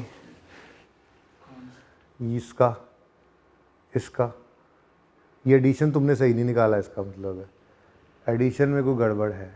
17,951 25, चलो देख लेते हैं। 1284 तो सही आ रहा है ना। उसके बाद इस फिगर में मसला है, इस फिगर में मसला है। इसका लेजर ओपन करता हूँ मैं, पहले ये सब मिटा तो दूँ ताकि आप देखते तो रहें सोल्यूशन साथ साथ। घर पे किया नहीं था आपने ये सवाल? वैसे आंसर नहीं था तो कैश फ्लो टैली तो हो जाती है ना, पता तो लग जाता है ना। आंसर नहीं था, बात देख कर करता, चोरी पकड़ी गई है भाई इसकी। Working 5 fix asset account 17951 opening है, देखो उस तरफ भी ओपनिंग है, ये फिक्स एसेट का अकाउंट बना हुआ है, नज़र आ रहा है। साथ हमारा भी फिक्स एसेट का अकाउंट बना हुआ है, नज़र आ रहा है। उसमें क्लोजिंग को ओपनिंग लिख दिया, आई थिंक हमने ओपनिंग को क्लोजिंग, पता नहीं क्या किया आपने, ये पता नहीं कहाँ से 44 लिखवा दिया आपने मुझे। ये ओपनिंग है 17,951 और ये क्लोजिंग है 22,642। ठीक है, पता नहीं ये कहाँ से लिखवाया आपने, मैंने भी लिख दिया। ठीक है भाई, सही बता दो, कोई नहीं, कैलकुलेशन मिस्टेक थी। हाँ भी बोलो बोलो बोलो बोलो। और ये ओपनिंग निकाला था ना, ये ओपनिंग एसेट और ये ओपनिंग क्लोजिंग एसेट। ठीक है, 1500 की डिस्पोजल में बैंक दी थी कॉस्ट, बताओ जल्दी से।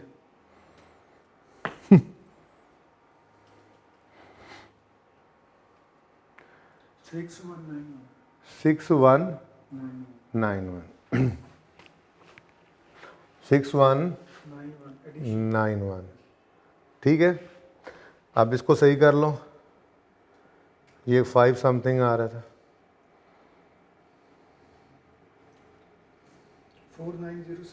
4907। अब 1 2 3 का टोटल करो तो सर होते आप ही देख लो।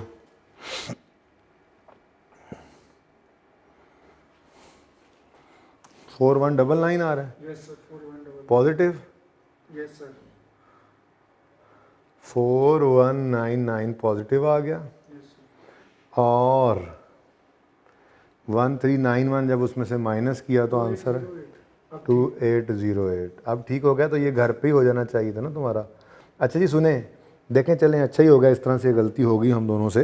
ठीक है, आप देखें कि कैश फ्लो टैली नहीं हो रही थी, तो हम अभी तो मैंने सोल्यूशन ओपन कर लिया, 1 मिनट मैंने देख लिया गलती कहाँ पे थी। पर्चे में जो ये कैश फ्लो टैली ना करें, ठीक है, तो आप शुरू से सवाल को देखना शुरू कर दें, तो अल्टीमेटली फ़र्क कितना को पड़ा? सिर्फ और सिर्फ एक इस फिगर पे फ़र्क पड़ा था, बाकी सारा सवाल हुआ था। तो एक फिगर का 0.5 या 1 मार्क जो था यहाँ प्रेजेंट करने का, बस वो कटा हुआ था। लेकिन आप 10-15 मिनट लगा के इसको सही करके इसको टैली कर भी लें तो अगले सवाल में 10 मिनट में आसान 10 नंबर मिल जाने थे। इसलिए मैं आपको कहता हूँ कि कैश फ्लो में ये जो हाथ यहाँ रखें क्लोजिंग में, ये घर आके उठाएं। का मतलब क्या होता है कि अगर नज़र आ रहा है, एक दफ़ा सिर्फ टोटल देख लो, 1-2 मिनट में नज़र आ गई गलती, ठीक है, नहीं आई नज़र, ठीक है ना, बस कैश फ्लो टैली करने नहीं बैठ जाना। ठीक है, तो ये पास पेपर 5 हो गया आपका। ओके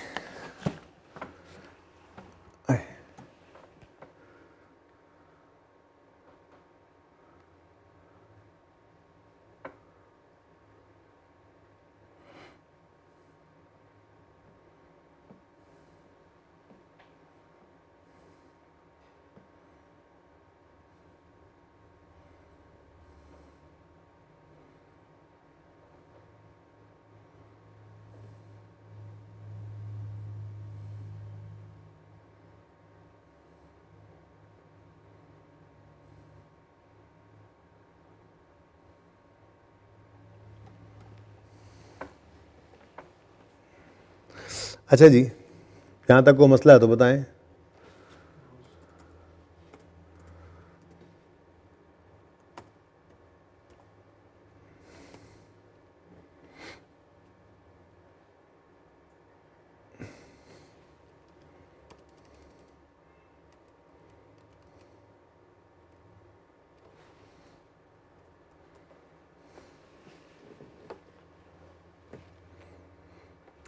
अच्छा जी, हाँ जी, आइए सेठ की बात हम कर रहे थे।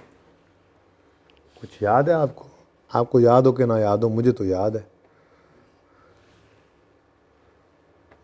मेरे ख्याल से इतना को हो जाए तो नज़र आता रहेगा सबको, है ना। अच्छा जी, ये हैंड आउट आप लोगों के साथ मैंने कोई नहीं शेयर किया क्योंकि मैंने पूरा चैप्टर ही आप लोगों के साथ शेयर कर दिया था। बहरहाल पेज नंबर्स का इशू होगा तो वो ज़ाहिर है आपकी बुक आजकल में आपके पास आएगी तो उस पर सही वाले पेज नंबर्स होंगे, लेकिन नोट्स थे यही इसके अंदर, ठीक है। अच्छा, कुछ चीज़ें मैं कटवाता जाऊंगा, वो आपने काटते जाना है, ओके। साथ साथ पढ़ते भी जाएंगे हमारे सिलेबस से जो बाहर की चीज़ें हैं। मैंने सबसे पहले आपको कहा था कि अकाउंटिंग पॉलिसी होती क्या है। अकाउंटिंग पॉलिसी है प्रिंसिपल्स, बेसिस, रूल्स एट्सेट्रा, ठीक है जी। किस चीज़ के लिए यूज़ होते हैं? अप्लाई होते हैं, applied in preparing financial statements, ठीक है जी। तो ये सिर्फ ब्लू वाली ग्रीन वाली चीज़ याद रख लें, ठीक है। अकाउंटिंग पॉलिसी क्या है? Principles, basis, convention, rules applied in preparing, हाँ, बाय अप्लाइड। इसको ना इसको भी और शॉर्ट कर सकते हैं हम, यानी इस एंटिटी को हम उड़ा दें बीच में से। हाँ, एंटिटी नहीं, जिसने फाइनेंशियल स्टेटमेंट बनानी उसी ने अप्लाई करना है। अब ये बात ज़्यादा बेहतर होगी, ठीक है।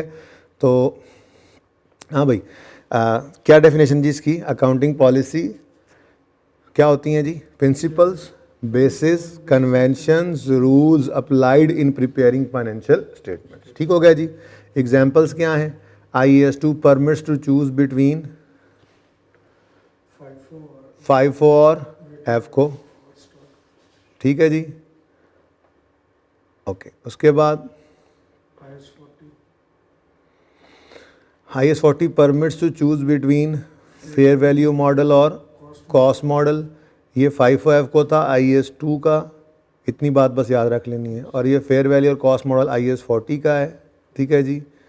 और capitalisation of borrowing cost, capitalisation of borrowing cost ये है IAS23 का, ठीक है जी।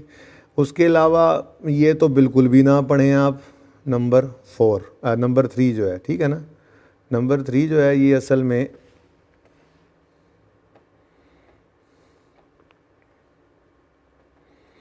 ये फाइनेंशियल इंस्ट्रूमेंट्स हमने पढ़ने हैं जाकर FAR2 के अंदर, वहाँ पे जाकर फिर आप इनको देख सकते हैं, ठीक है। बल्कि अगली बात भी अब तो यहाँ से निकल गई, पहले ये FAR1 के अंदर हुआ करता था आपका IFRS 15, अब तो ये भी सिलेबस से निकल के FAR2 में चला गया है। और IS38 भी आपने FAR2 में ही पढ़ना है। बहरहाल इसकी बात यही है यहाँ पे, वो ये कह रहा है कि वो कहना ये चाह रहा है यहाँ पे कि IS38 ने कहा हुआ है कि आपने जो एक्सपेंस होता है ना, इंटेंजिबल बनाने के लिए जो एक्सपेंस होता है उसको आपने एसेट की कॉस्ट में ऐड नहीं करना, वो एक्सपेंस रिसर्च एक्सपेंस जो प्रॉफिट एंड लॉस में आप ले जाते होते हैं। तो बहरहाल ये जो है ना 3 चीज़ें आपके सिलेबस में नहीं है, तो आप इनके साथ छोटा छोटा क्रॉस लगा दें। एग्जाम्पल्स के अंदर आपको MCQ में अगर पूछे भी तो आपसे वो पूछेगा इन्हीं 3 चीज़ों का, IS2 का FIFO EFCO, IS40 का फेयर वैल्यू मॉडल और IAS23 कैपिटलाइजेशन बोरिंग कॉस्ट। ये जो ऑप्शन कहीं पे ऑप्शन है, कहीं पे मैंडेटरी है, कुछ चीज़ें स्टैंडर्ड की तरफ से, ये कहलाती हैं हमारी अकाउंटिंग पॉलिसी। तो ये एग्जांपल्स थी, ठीक है जी। उसके बाद वो कहता है जी अकाउंटिंग पॉलिसी की सिलेक्शन कैसे हो। हमने कहा जी ये तो कोई मसला ही कोई नहीं है। अकाउंटिंग पॉलिसी, अभी हम पहले क्या बात कर रहे थे जी, अकाउंटिंग पॉलिसी होती क्या है, ठीक है ना। पहले क्या बात हुई है जी, अकाउंटिंग पॉलिसी है क्या। अब अगली बात कर रहे हैं सिलेक्शन कैसे करें। चलो, अकाउंटिंग पॉलिसी तो हमने कह दिया बेसिस, रूल्स, कन्वेंशंस हैं जो कि अप्लाई होते हैं फाइनेंशियल स्टेटमेंट्स को प्रिपेयर करने में। तो सिलेक्शन कैसे करें अकाउंटिंग पॉलिसी की, तो हमने कहा जी तरतीब होगी थोड़ी सी, ज़रा ध्यान कर लें। आपके पास अगर कोई चीज़ आई है तो सबसे पहले ये देखें, आपके सामने एक चीज़ आ गई, ठीक है, मिसाल के तौर पे आपके सामने ये एक जो है वो टेंजिबल एसेट है, तो आप देखो कि इसका कोई रेलेवेंट स्टैंडर्ड है, अगर है तो आप उसके ऊपर अप्लाई कर दो IS 16। आप कहते हो नहीं जी ये जो हमारे सामने चीज़ आई है इसके ऊपर इसकी कोई फिजिकल एग्जिस्टेंस नहीं है, तो इंटेंजिबल है, IS 38 मौजूद है वो लगा दो। आपने कहा नहीं जी ये तो हमने रेंटल पर्पज़ के लिए रखा हुआ है, आपने कहा कोई बात नहीं IS 40 मौजूद है, इसके ऊपर आप IS 40 लगा दो। आपने कहा नहीं नहीं जी ये तो हमारी बकरी है, गाय है, भैंस है, ये तो बायोलॉजिकल एसिड है, तो ये IS 16 लगा दें, IS 38 लगा दें, IS 40 लगा दें। हमने कहा नहीं नहीं नहीं नहीं, आप इसके लिए स्टैंडर्ड मौजूद है IAS 41, आप वो लगा दें।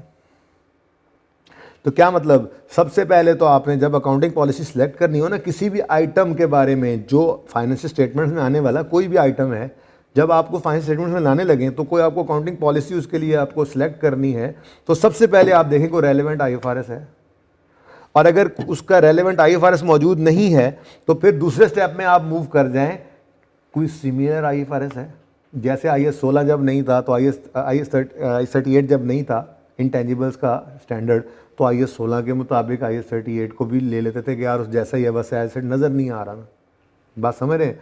तो सबसे पहला स्टेप क्या है, आप रेलेवेंट स्टैंडर्ड देखें, नहीं है तो आप सिमिलर स्टैंडर्ड की तरफ जाएं, अगर वो भी नहीं है तो फिर फ्रेमवर्क की तरफ चले जाएं। थोड़ी सी बात क्लास के अंदर हुई थी, ठीक है। तो अप्लाई नंबर 1 क्या है जी, अप्लाई रेलेवेंट IFRS, फिर if no IFRS then apply judgement, then apply judgement in following order. क्या मतलब, use similar IFRS, if no similar IFRS use framework, we can also refer to pronouncements वगैरह वगैरह। क्या मतलब कि आप तो IES और IFRS को फॉलो कर रहे हैं, लेकिन कोई ऐसा आइटम आ गया है जिसकी आपके इन स्टैंडर्ड्स में कोई गाइडेंस नहीं है और US गैप्स के अंदर उसकी गाइडेंस पड़ी है, तो आप सिमिलर अकाउंटिंग बॉडी की किसी और अकाउंटिंग बॉडी की तरफ चले जाएं जिसकी जो स्टैंडर्ड सेटिंग बॉडी उन्होंने स्टैंडर्ड बनाया उसके बारे में आप वो अडॉप्ट कर लें, कोई बात नहीं, ठीक है। तो ऑर्डर क्या बना भाई, सबसे पहले तो रेलेवेंट IFRS लगाओ, ना लगे तो जजमेंट लगाओ इस फॉलोइंग ऑर्डर में। पहले देखो कोई सिमिलर IFRS है, काम चला लो, नहीं है फ्रेमवर्क अप्लाई कर लो, ठीक है, या किसी और रेलेवेंट बॉडी को भी आप फॉलो कर सकते हो अगर उन्होंने ऐसा कोई स्टैंडर्ड सेटिंग बॉडी हो, उन्होंने कोई स्टैंडर्ड बनाया हुआ हो तो, ठीक है।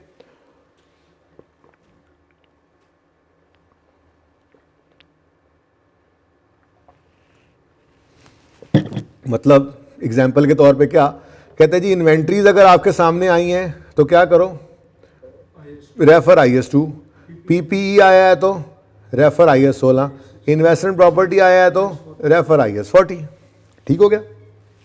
ओके, कंसिस्टेंसी बहुत से ज़्यादा ज़रूरी है, कंसिस्टेंसी नहीं होगी तो आपके जो रिकॉर्ड्स हैं, आपके जो रिजल्ट्स हैं वो कंपेरेबल ही नहीं है। जैसे आप FIFO यूज़ कर रहे हैं इस साल, अगले साल आप EFCO पे चले जाएं, अगले साल फिर FIFO पे आ जाएं, तो ओवर द ईयर्स आपका अपना कंपैरिजन ही कोई नहीं रहना, ठीक है ना। तो स्टैंडर्ड ये कहते हैं कि जहाँ जहाँ भी ऑप्शन मौजूद है ना, यहाँ तो ऑप्शन नहीं है, जहाँ ऑप्शन नहीं है वहाँ तो नहीं है, बोरिंग कॉस्ट कैपिटलाइज करना है तो करना है, ठीक है ना, बोरिंग कॉस्ट कैपिटलाइज करना है तो करना है। या यहाँ पे उसने कहा चलो ये तो आपके सिलेबस में नहीं है, बहरहाल IS 38 में उसने कहा रिसर्च को एक्सपेंस आउट करना है तो करना है, वहाँ ऑप्शन नहीं है।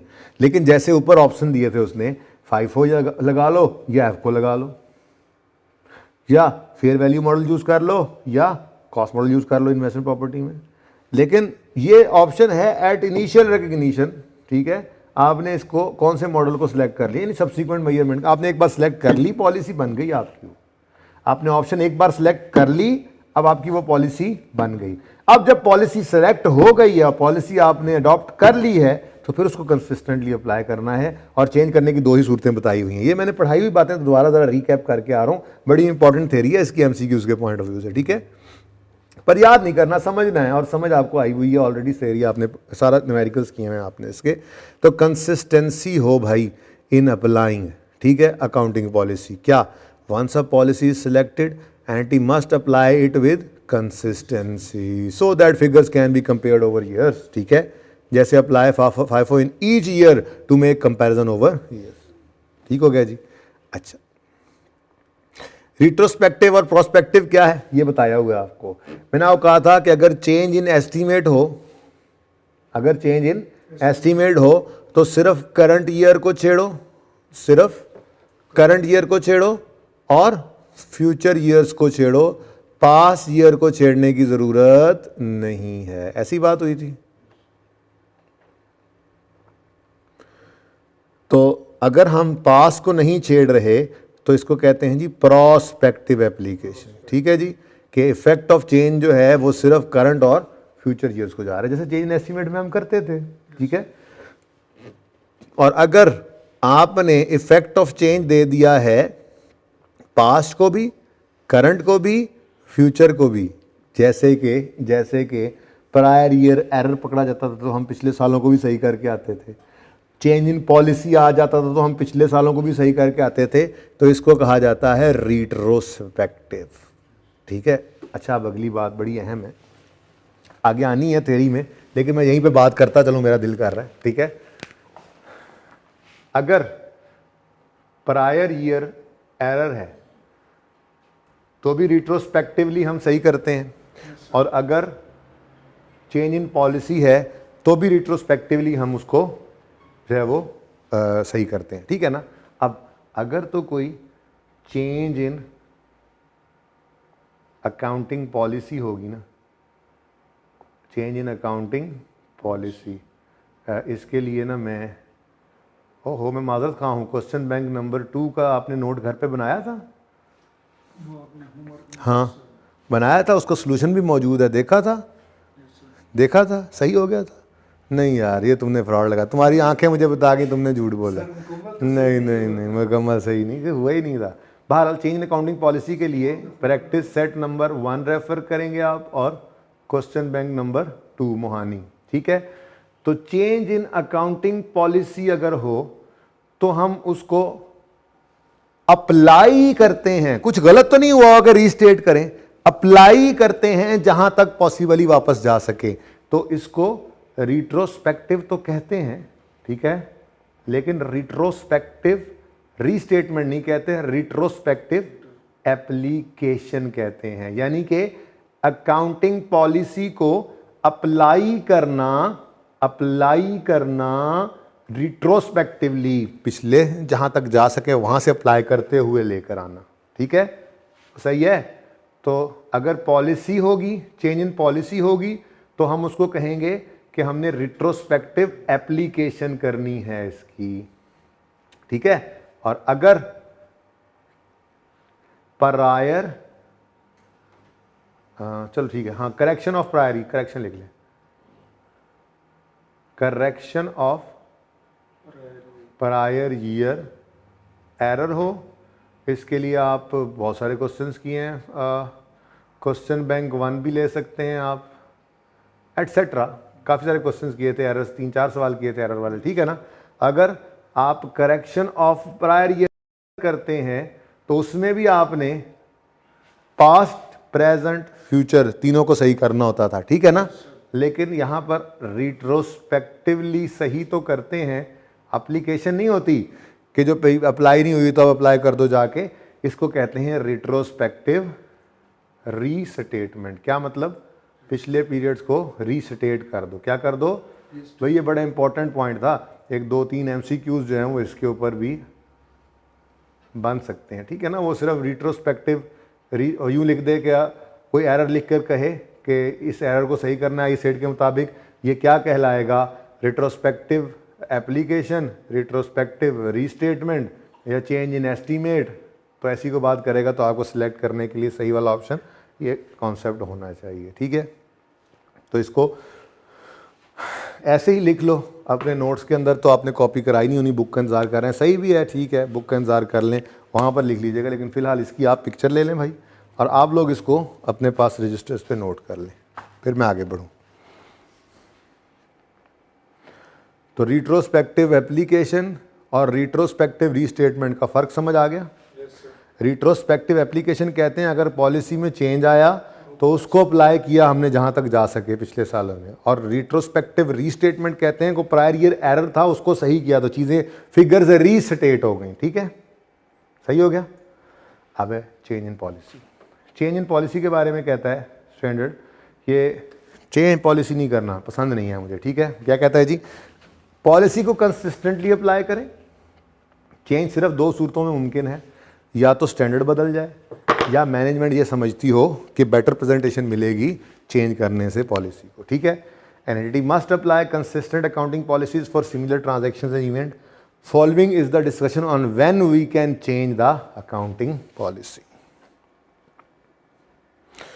जी दो ही सूरतें हैं। पहली सूरत है it is required by IFRS। Example के तौर पे रिवाइज्ड IAS 23 नाउ रिक्वायर्स और borrowing costs to be capitalised in respect of qualifying asset, पता ही है आपको, ठीक है।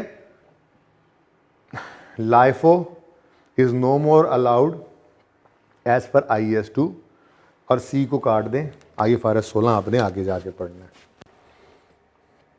ठीक है।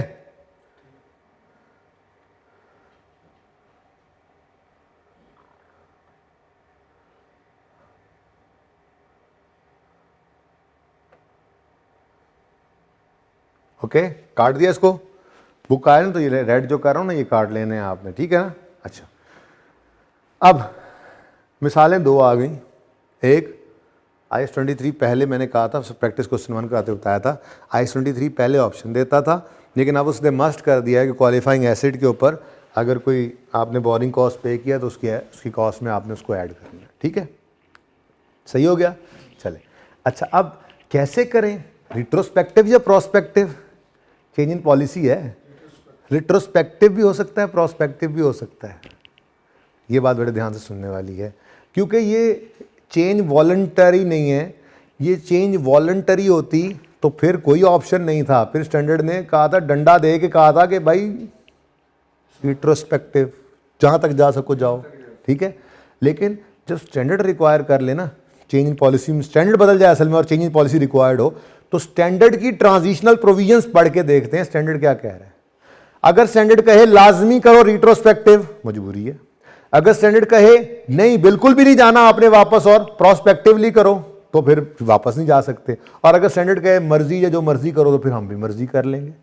यानी अगर चेंज रिक्वायर्ड बाय स्टैंडर्ड हो ना, तो फिर रिट्रोस्पेक्टिव भी हो सकती है एप्लीकेशन और प्रोस्पेक्टिव भी हो सकती है, subject to transitional provisions of standard, ठीक है। लेकिन अगर वॉलंटरी हुई ना, वॉलंटरली मैनेजमेंट ने कहा कि नहीं जी हमें लगता है कि बेटर प्रेजेंटेशन होगी, ठीक है, मुझे लगता है क्लास ज़्यादा लंबी होगी, लेकिन चलो थोड़ी सी बात रहा, मज़ा आ रहा है, अच्छा जा रहा है, ठीक है। तो थोड़ा थोड़ा आज तो आप ये भी नहीं कह सकते यहाँ पे घर बैठे शोर मचाओ, हैं, मन तो नहीं कर सकते क्लास को।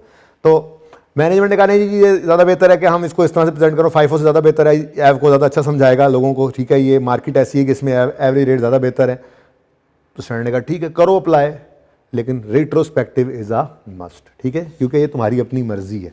अब पढ़ के देखो, वो कहता है जी अगर रिक्वायर्ड बाय IFRS चेंज तो कैसे करो, how, retrospective prospective, follow the transitional provision given in standard, may be prospective may be retrospective.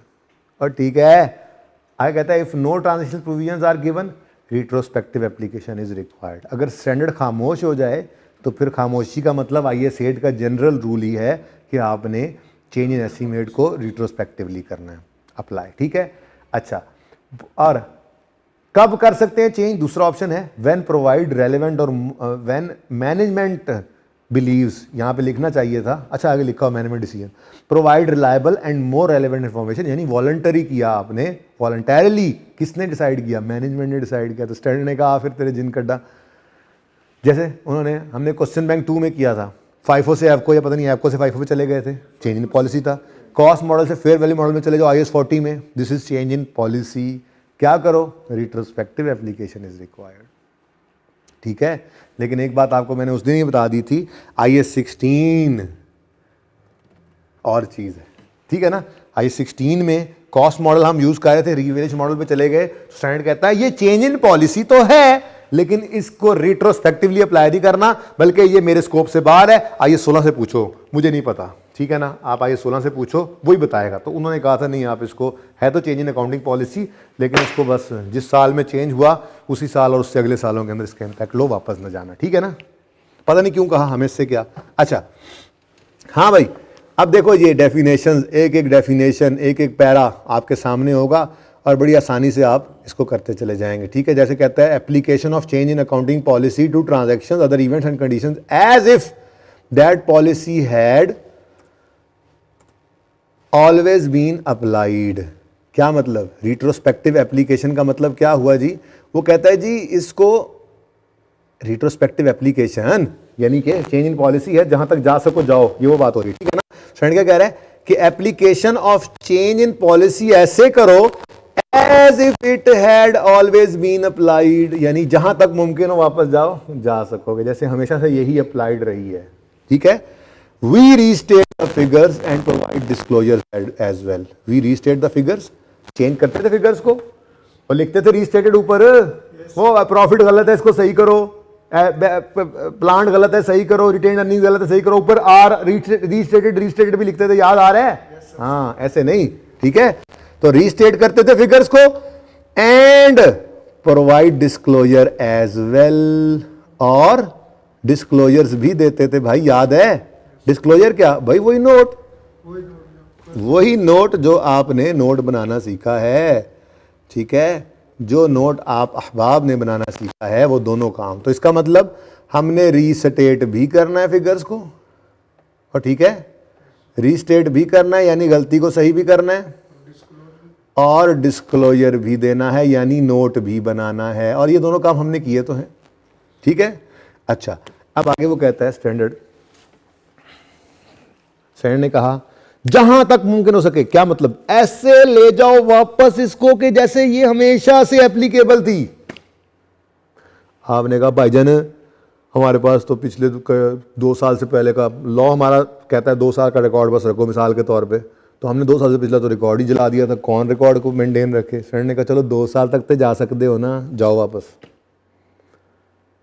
क्या मतलब? अगर इम्प्रैक्टिकेबिलिटी आ जाए रिट्रोस्पेक्टिव एप्लीकेशन में, तो जहां तक हो सके वापस जाओ, जहां पे ना जा सको फिर हाथ खड़े हो जाए, बस वहां से समझो कि अब आप माजूर हो, जहां माजूरी आ जाए वहां पे माफी है। माजूरी पे तो अल्लाह ने बहुत सारी माफियां दी हुई हैं माजूरों को, तो ठीक है। तो क्या कहता है? इम्प्रैक्टिकेबिलिटी इन रिट्रोस्पेक्टिव एप्लीकेशन में, retrospective application might be impracticable, हो सकता है कि वापस जा ही ना सकते हो, रिकॉर्ड जल गया जी। अब 200 साल पहले जी हमारे आग लगी थी, सारा रिकॉर्ड ही जल गया था, कुछ बचा ही नहीं। मैं कह पिछले साल का तो पढ़ा है ना, उससे पिछला जल गया ना, हाँ जी पिछले साल का पढ़ा है, तो फिर पिछले साल तक जाओ, ये स्टैंडर्ड कहता है। यानी जहां तक इम्प्रैक्टिकेबिलिटी आ गई कोई मसला नहीं, जहां तक जा सको जाओ, ठीक है। क्या कहता है जी? Retrospective application might be impracticable, in this case a company must applied from earliest period possible, this may be current period. कहता है जी पिछले साल नहीं, ये ऐसे साल, पिछले साल के आखिरी दिन आग लगी थी, पिछले साल का डाटा है ही कोई नहीं। सर का चल ठीक है यार, फिर यही साल ही, ठीक है, आज से अप्लाई कर दो, अब और क्या हो सकता है, जा तो तुम दे नहीं वापस, ठीक है। तो अगर आ जाए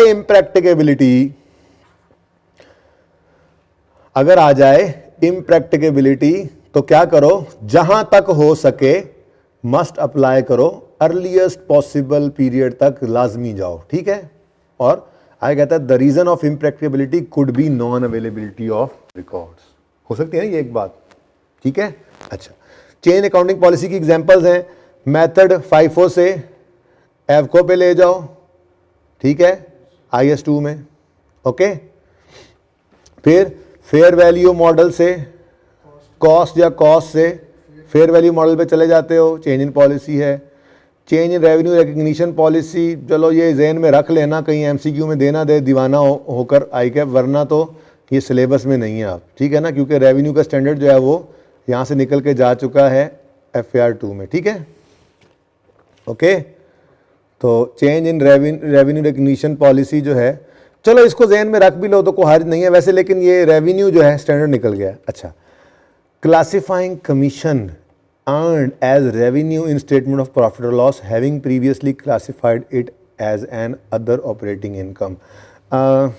इम्पॉर्टेंट एग्जाम्पल है, मिसाल के तौर पे आपका पहले कारोबार था, आप ना यार्न बेचते थे, यार्न धागा बेचते थे, ठीक है, आपकी अपनी स्पिनिंग मिल थी, आप जो है वो कॉटन ख़रीदते थे, कॉटन बेल्स की फॉर्म में ख़रीदते थे ज़मींदारों से, जिनिंग इंडस्ट्रीज़ से कॉटन बेल्स ख़रीदते थे और उनको प्रोसेस करते थे और धागा बना के आगे जो है वो वीविंग इंडस्ट्री को बेच देते थे। तो आपकी सेल्स जो थी वो क्या हुआ करती थी, सेल होती थी यार्न, ठीक है ना, धागा, ओके, धागा बेचते थे आप। साथ ना आप थोड़ा बहुत ऐसे ही ना हल्की आंच पे जो है वो कुछ और लोगों से भी पकड़ते थे धागा, और आगे वीविंग का आपके कॉन्ट्रैक्ट ज़्यादा थे, आप उनका माल भी आगे बेच देते थे और कमीशन इनकम उनसे कमीशन ले लेते थे। ठीक है जी, सही है, बात समझ रहे हो? जिन्हीं आपका असल काम तो क्या था, धागा बना के बेचना, लेकिन कभी कभी आप किसी का बना हुआ धागा आगे बेच के कमीशन के ऊपर काम चला लेते थे, कभी कभी ऐसे भी हो जाता था। लेकिन अब ऐसा हुआ, हालात ऐसे बुरे हुए, गैस घुस आ नहीं रही थी, आपके हालात भी पतले हो गए, आपने धागा मैन्युफैक्चर करना बंद कर दिया। लेकिन आपके जो कॉन्टैक्ट्स थे, तो आप जो मैन्युफैक्चरर बना रहे थे धागा, उनसे धागा खरीद के आगे अपने कॉन्टैक्ट्स को बेचना शुरू कर दिया, और आपने कमीशन इतना कमाना शुरू कर दिया कि अब कमीशन आपकी मेन इनकम हो गई है।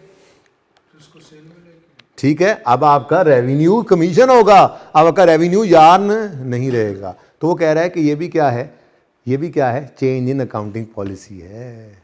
ठीक है, ये भी क्या है, चेंज इन अकाउंटिंग पॉलिसी है। क्लासिफाइंग कमीशन अर्नड, आप पढ़ो जरा, classifying commission earned as revenue in statement of profit और loss, having previously classified it as other operating income, any other income. ठीक हो गया, सही है, चलो। उसके बाद है entity has reclassified development cost from other operating expenses to cost of sale. अच्छा, डेवलपमेंट कॉस्ट भी जो है ना, ये अब IAS 38 का कॉन्सेप्ट है, इसको भी क्रॉस कर दें। अच्छा, ये बहुत ज़बरदस्त है, ये बहुत ज़बरदस्त पॉइंट है। ये मैंने आपको बताया था कि revaluation model non current assets पे आप कॉस्ट मॉडल पे थे, लेकिन आपने रीवैल्यूएशन पे स्विच किया, तो this is a change in accounting policy. Examples में पढ़ा हुआ है, MCQ में आएगा, टिक करवाएगा आपसे। ये चेंज इन अकाउंटिंग पॉलिसी है, लेकिन it is not treated as per IAS 8। है तो चेंज इन अकाउंटिंग पॉलिसी, तभी तो आप देखो ना, हम जब भी रिविजन करते थे, हम सिर्फ उसी साल के अंदर चेंजेस करके सब कुछ सही कर लेते थे, पिछले सालों में तो कोई वापस नहीं जाते थे। क्या ख्याल है, समझ गए ना? तो वो कहते हैं adoption of revaluation model for non current asset previously held at cost, IAS 16 के अंदर, it is a change in policy, but it is not treated as accounted for as per IAS 8. It means no retrospective application is required and no disclosure of change in policy is also required. ऐसे ही करते आए, वरना आज तक तो हम पता नहीं यही कर रहे होते, फिर जितने साल वापस जाते हो। खुद सोचो ना, रीवैल्यूएशन के 25 साल पुराना एसेट था, 25 साल बाद रीवैल्यू हो गया, चलो 25 साल पीछे वापस चलो, मुसीबत पड़ जानी थी। ठीक है ना, तो कोई ज़रूरत नहीं है। फ्रेंड ने कहा ये है चेंज इन पॉलिसी, माना, लेकिन हम इसे कुछ नहीं कहते, IAS 16 जैसे कहता है वैसे कर लो। ठीक है, IAS 16 कहता है इसको रिट्रोस्पेक्टिवली अप्लाई मत करो, प्रोस्पेक्टिव एप्लीकेशन करो। ठीक है, अच्छा जी, disclosure of change in accounting policy क्या मतलब? भाई नोट में क्या कुछ आए, ये ज़रा आप घर से पढ़ना है आपने। ठीक है, कि इसमें जो चीज़ें हैं वो क्या हमने पढ़ी हुई हैं, टिक कर लेना इसको जब बुक आए तो। ठीक है, और these are not change in accounting policy. इसके अंदर वो कहता है जी, आपने स्विच कर लिया, आप पहले प्लांट खरीदा करते थे, ठीक है, और ख़रीद के लगाते थे, फिर आपने सोचा यार इतने सारे पैसे अपने लगा देते हैं, छोड़ो, लीज़ पे करा, प्लांट को लीज़ कराते हैं, लीज़ करा के उसको जो है वो हम यूज़ किए जाएंगे, लीज़ के रेंटल्स दिए जाएंगे। तो स्टैंडर्ड कहता है ये आपने प्रीवियसली जो प्लांट परचेज करने की पॉलिसी थी अपनी, इसको चेंज करके प्लांट को आपने लीज पे देने। मुझे पता है क्लास लंबी हो गई है, थोड़ी सी हिम्मत कर लो, कुछ नहीं है, मुफ्त के नंबर हैं, ये आसान आसान बातें हैं, बस 2-3 मिनट और दे दो। ठीक है, तो लीज पे लेना शुरू कर दिया प्लांट को आपने। पहले जो आप मैन्युफैक्चरिंग प्लांट को आप खरीद के यूज़ करते थे, अब आप लीज पे लेके यूज़ कर रहे हो, तो ये चेंज इन पॉलिसी नहीं है, ये चेंज इन अकाउंटिंग पॉलिसी नहीं है, ये चेंज इन बिजनेस पॉलिसी तो है, अकाउंटिंग पॉलिसी नहीं है। ठीक है, तो सही है। फिर चेंजिंग द, अच्छा ये तो बिल्कुल ही उड़ा दो, कंसोलिडेशन FAR 2 के अंदर है, ये आपने फ़िलहाल नहीं पढ़ना। ये इसलिए रेड कर रहा हूँ चीज़ें कि इनको FAR 2 के बुक से उठाकर इधर रखा गया था, लेकिन चूंकि मैंने इसको भी चेक नहीं किया कि IK अपने इनमें से कौन कौन सा रखा हुआ, इसलिए सारा रख दिया। पर बता रहा हूँ आपको, FAR 2 में जो चीज़ें एप्लीकेबल हैं वो यहाँ पर नहीं देखना हमने। ठीक है, आई कहता है जी application of new accounting policy for transaction event which did not occur previously is not a change in policy, it is simply an application of suitable policy. For example, company has obtained a loan for the first time for qualifying asset, then policy to apply. बड़ी सादा सी बात है भाई, वो कह रहा है जी आज से पहले आपने कभी लोन लिया ही नहीं था जिस पे इंटरेस्ट आता और उसको आप क्वालिफाइंग एसेट की कॉस्ट में ऐड करते। अब पहली बार आपने लोन लिया, प्रोजेक्ट में इस्तेमाल किया, बोरिंग कॉस्ट को कैपिटलाइज करने के लिए आज 23 कह रहा है। अब ये चेंज इन पॉलिसी नहीं है, आप कोई आपको कहे भाई तुम पहले एसेट कॉस्ट में इंटरेस्ट को ऐड नहीं करते थे ना, आज तुम कर रहे हो ना, तो चलो ये चेंज इन पॉलिसी है रिट्रोस्पेक्टिव। आपने कहा भाई ये सिलेक्शन है, पहली बार है मैंने ये सिलेक्ट किया, ये सिलेक्शन ऑफ अकाउंटिंग पॉलिसी है, ये कोई जो है वो चेंज इन अकाउंटिंग पॉलिसी नहीं है। ठीक है, examples of selection of accounting policy, capitalisation of borrowing cost first time हुई हैं जो entity has received its first government grant and is applying the deferred income method. ठीक है जी, पहली बार जो काम हुआ हो उसके लिए तो फिर अच्छा चेंज इन अकाउंटिंग एस्टीमेट। अच्छा, अकाउंटिंग एस्टीमेट को करते हैं हम बाद में। ठीक है, ये थोड़ा सा डिफरेंट है ना, और प्रायर ईयर एरर बिल्कुल इससे मिलता जुलता है। इसमें फ़र्क क्या है ज़रा देखो अंग्रेजियाँ।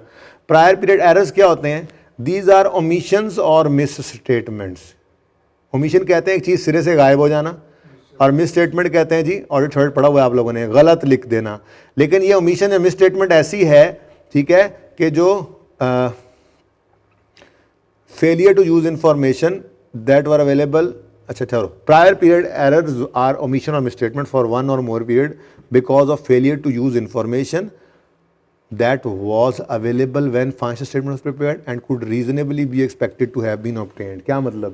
तो यार आपने एक एसेट को एक्सपेंस आउट कर दिया, अब थोड़ा सा उस वक्त जजमेंट लगाते तो पता भी था कि इतनी अमाउंट है, इसको एसेट बनाना है, गलती से रिपेयर बना रहे हो या मेंटेनेंस बना रहे हो, तो थोड़ी सी जजमेंट लगा के और थोड़ी सी अक्ल लगा के आपको डाटा भी अवेलेबल था, उसको यूज़ कर लेते ना उस वक्त, तो ये गलती ये दिन देखना ही ना पड़ता। वो यूँ कहना चाह रहे हैं बेसिकली। प्रायर एरर क्या है कि जो उस वक्त अवेलेबल इंफॉर्मेशन भी थी और अगर रीजनेबल जजमेंट लगाते ना, थोड़ी सी अकल लगाते, तो आप उसको सही भी कर लेते।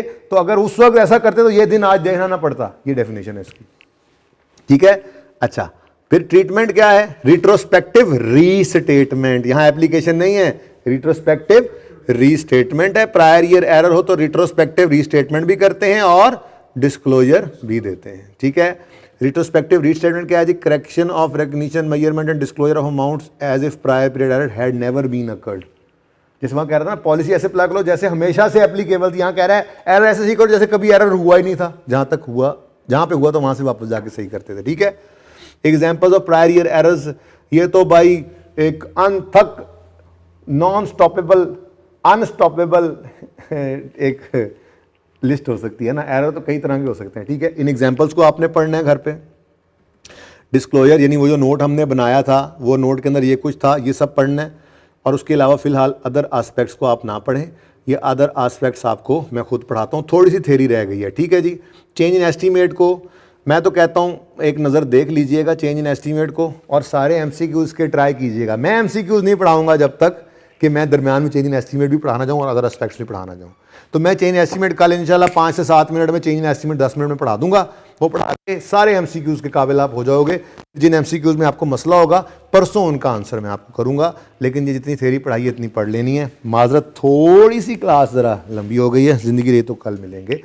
कैश फ्लो के 2 सवाल होमवर्क में XYZ और नादिर लिमिटेड, इंशाल्लाह आपको हैंड आउट मिल जाएगा। अल्लाह हाफिज़।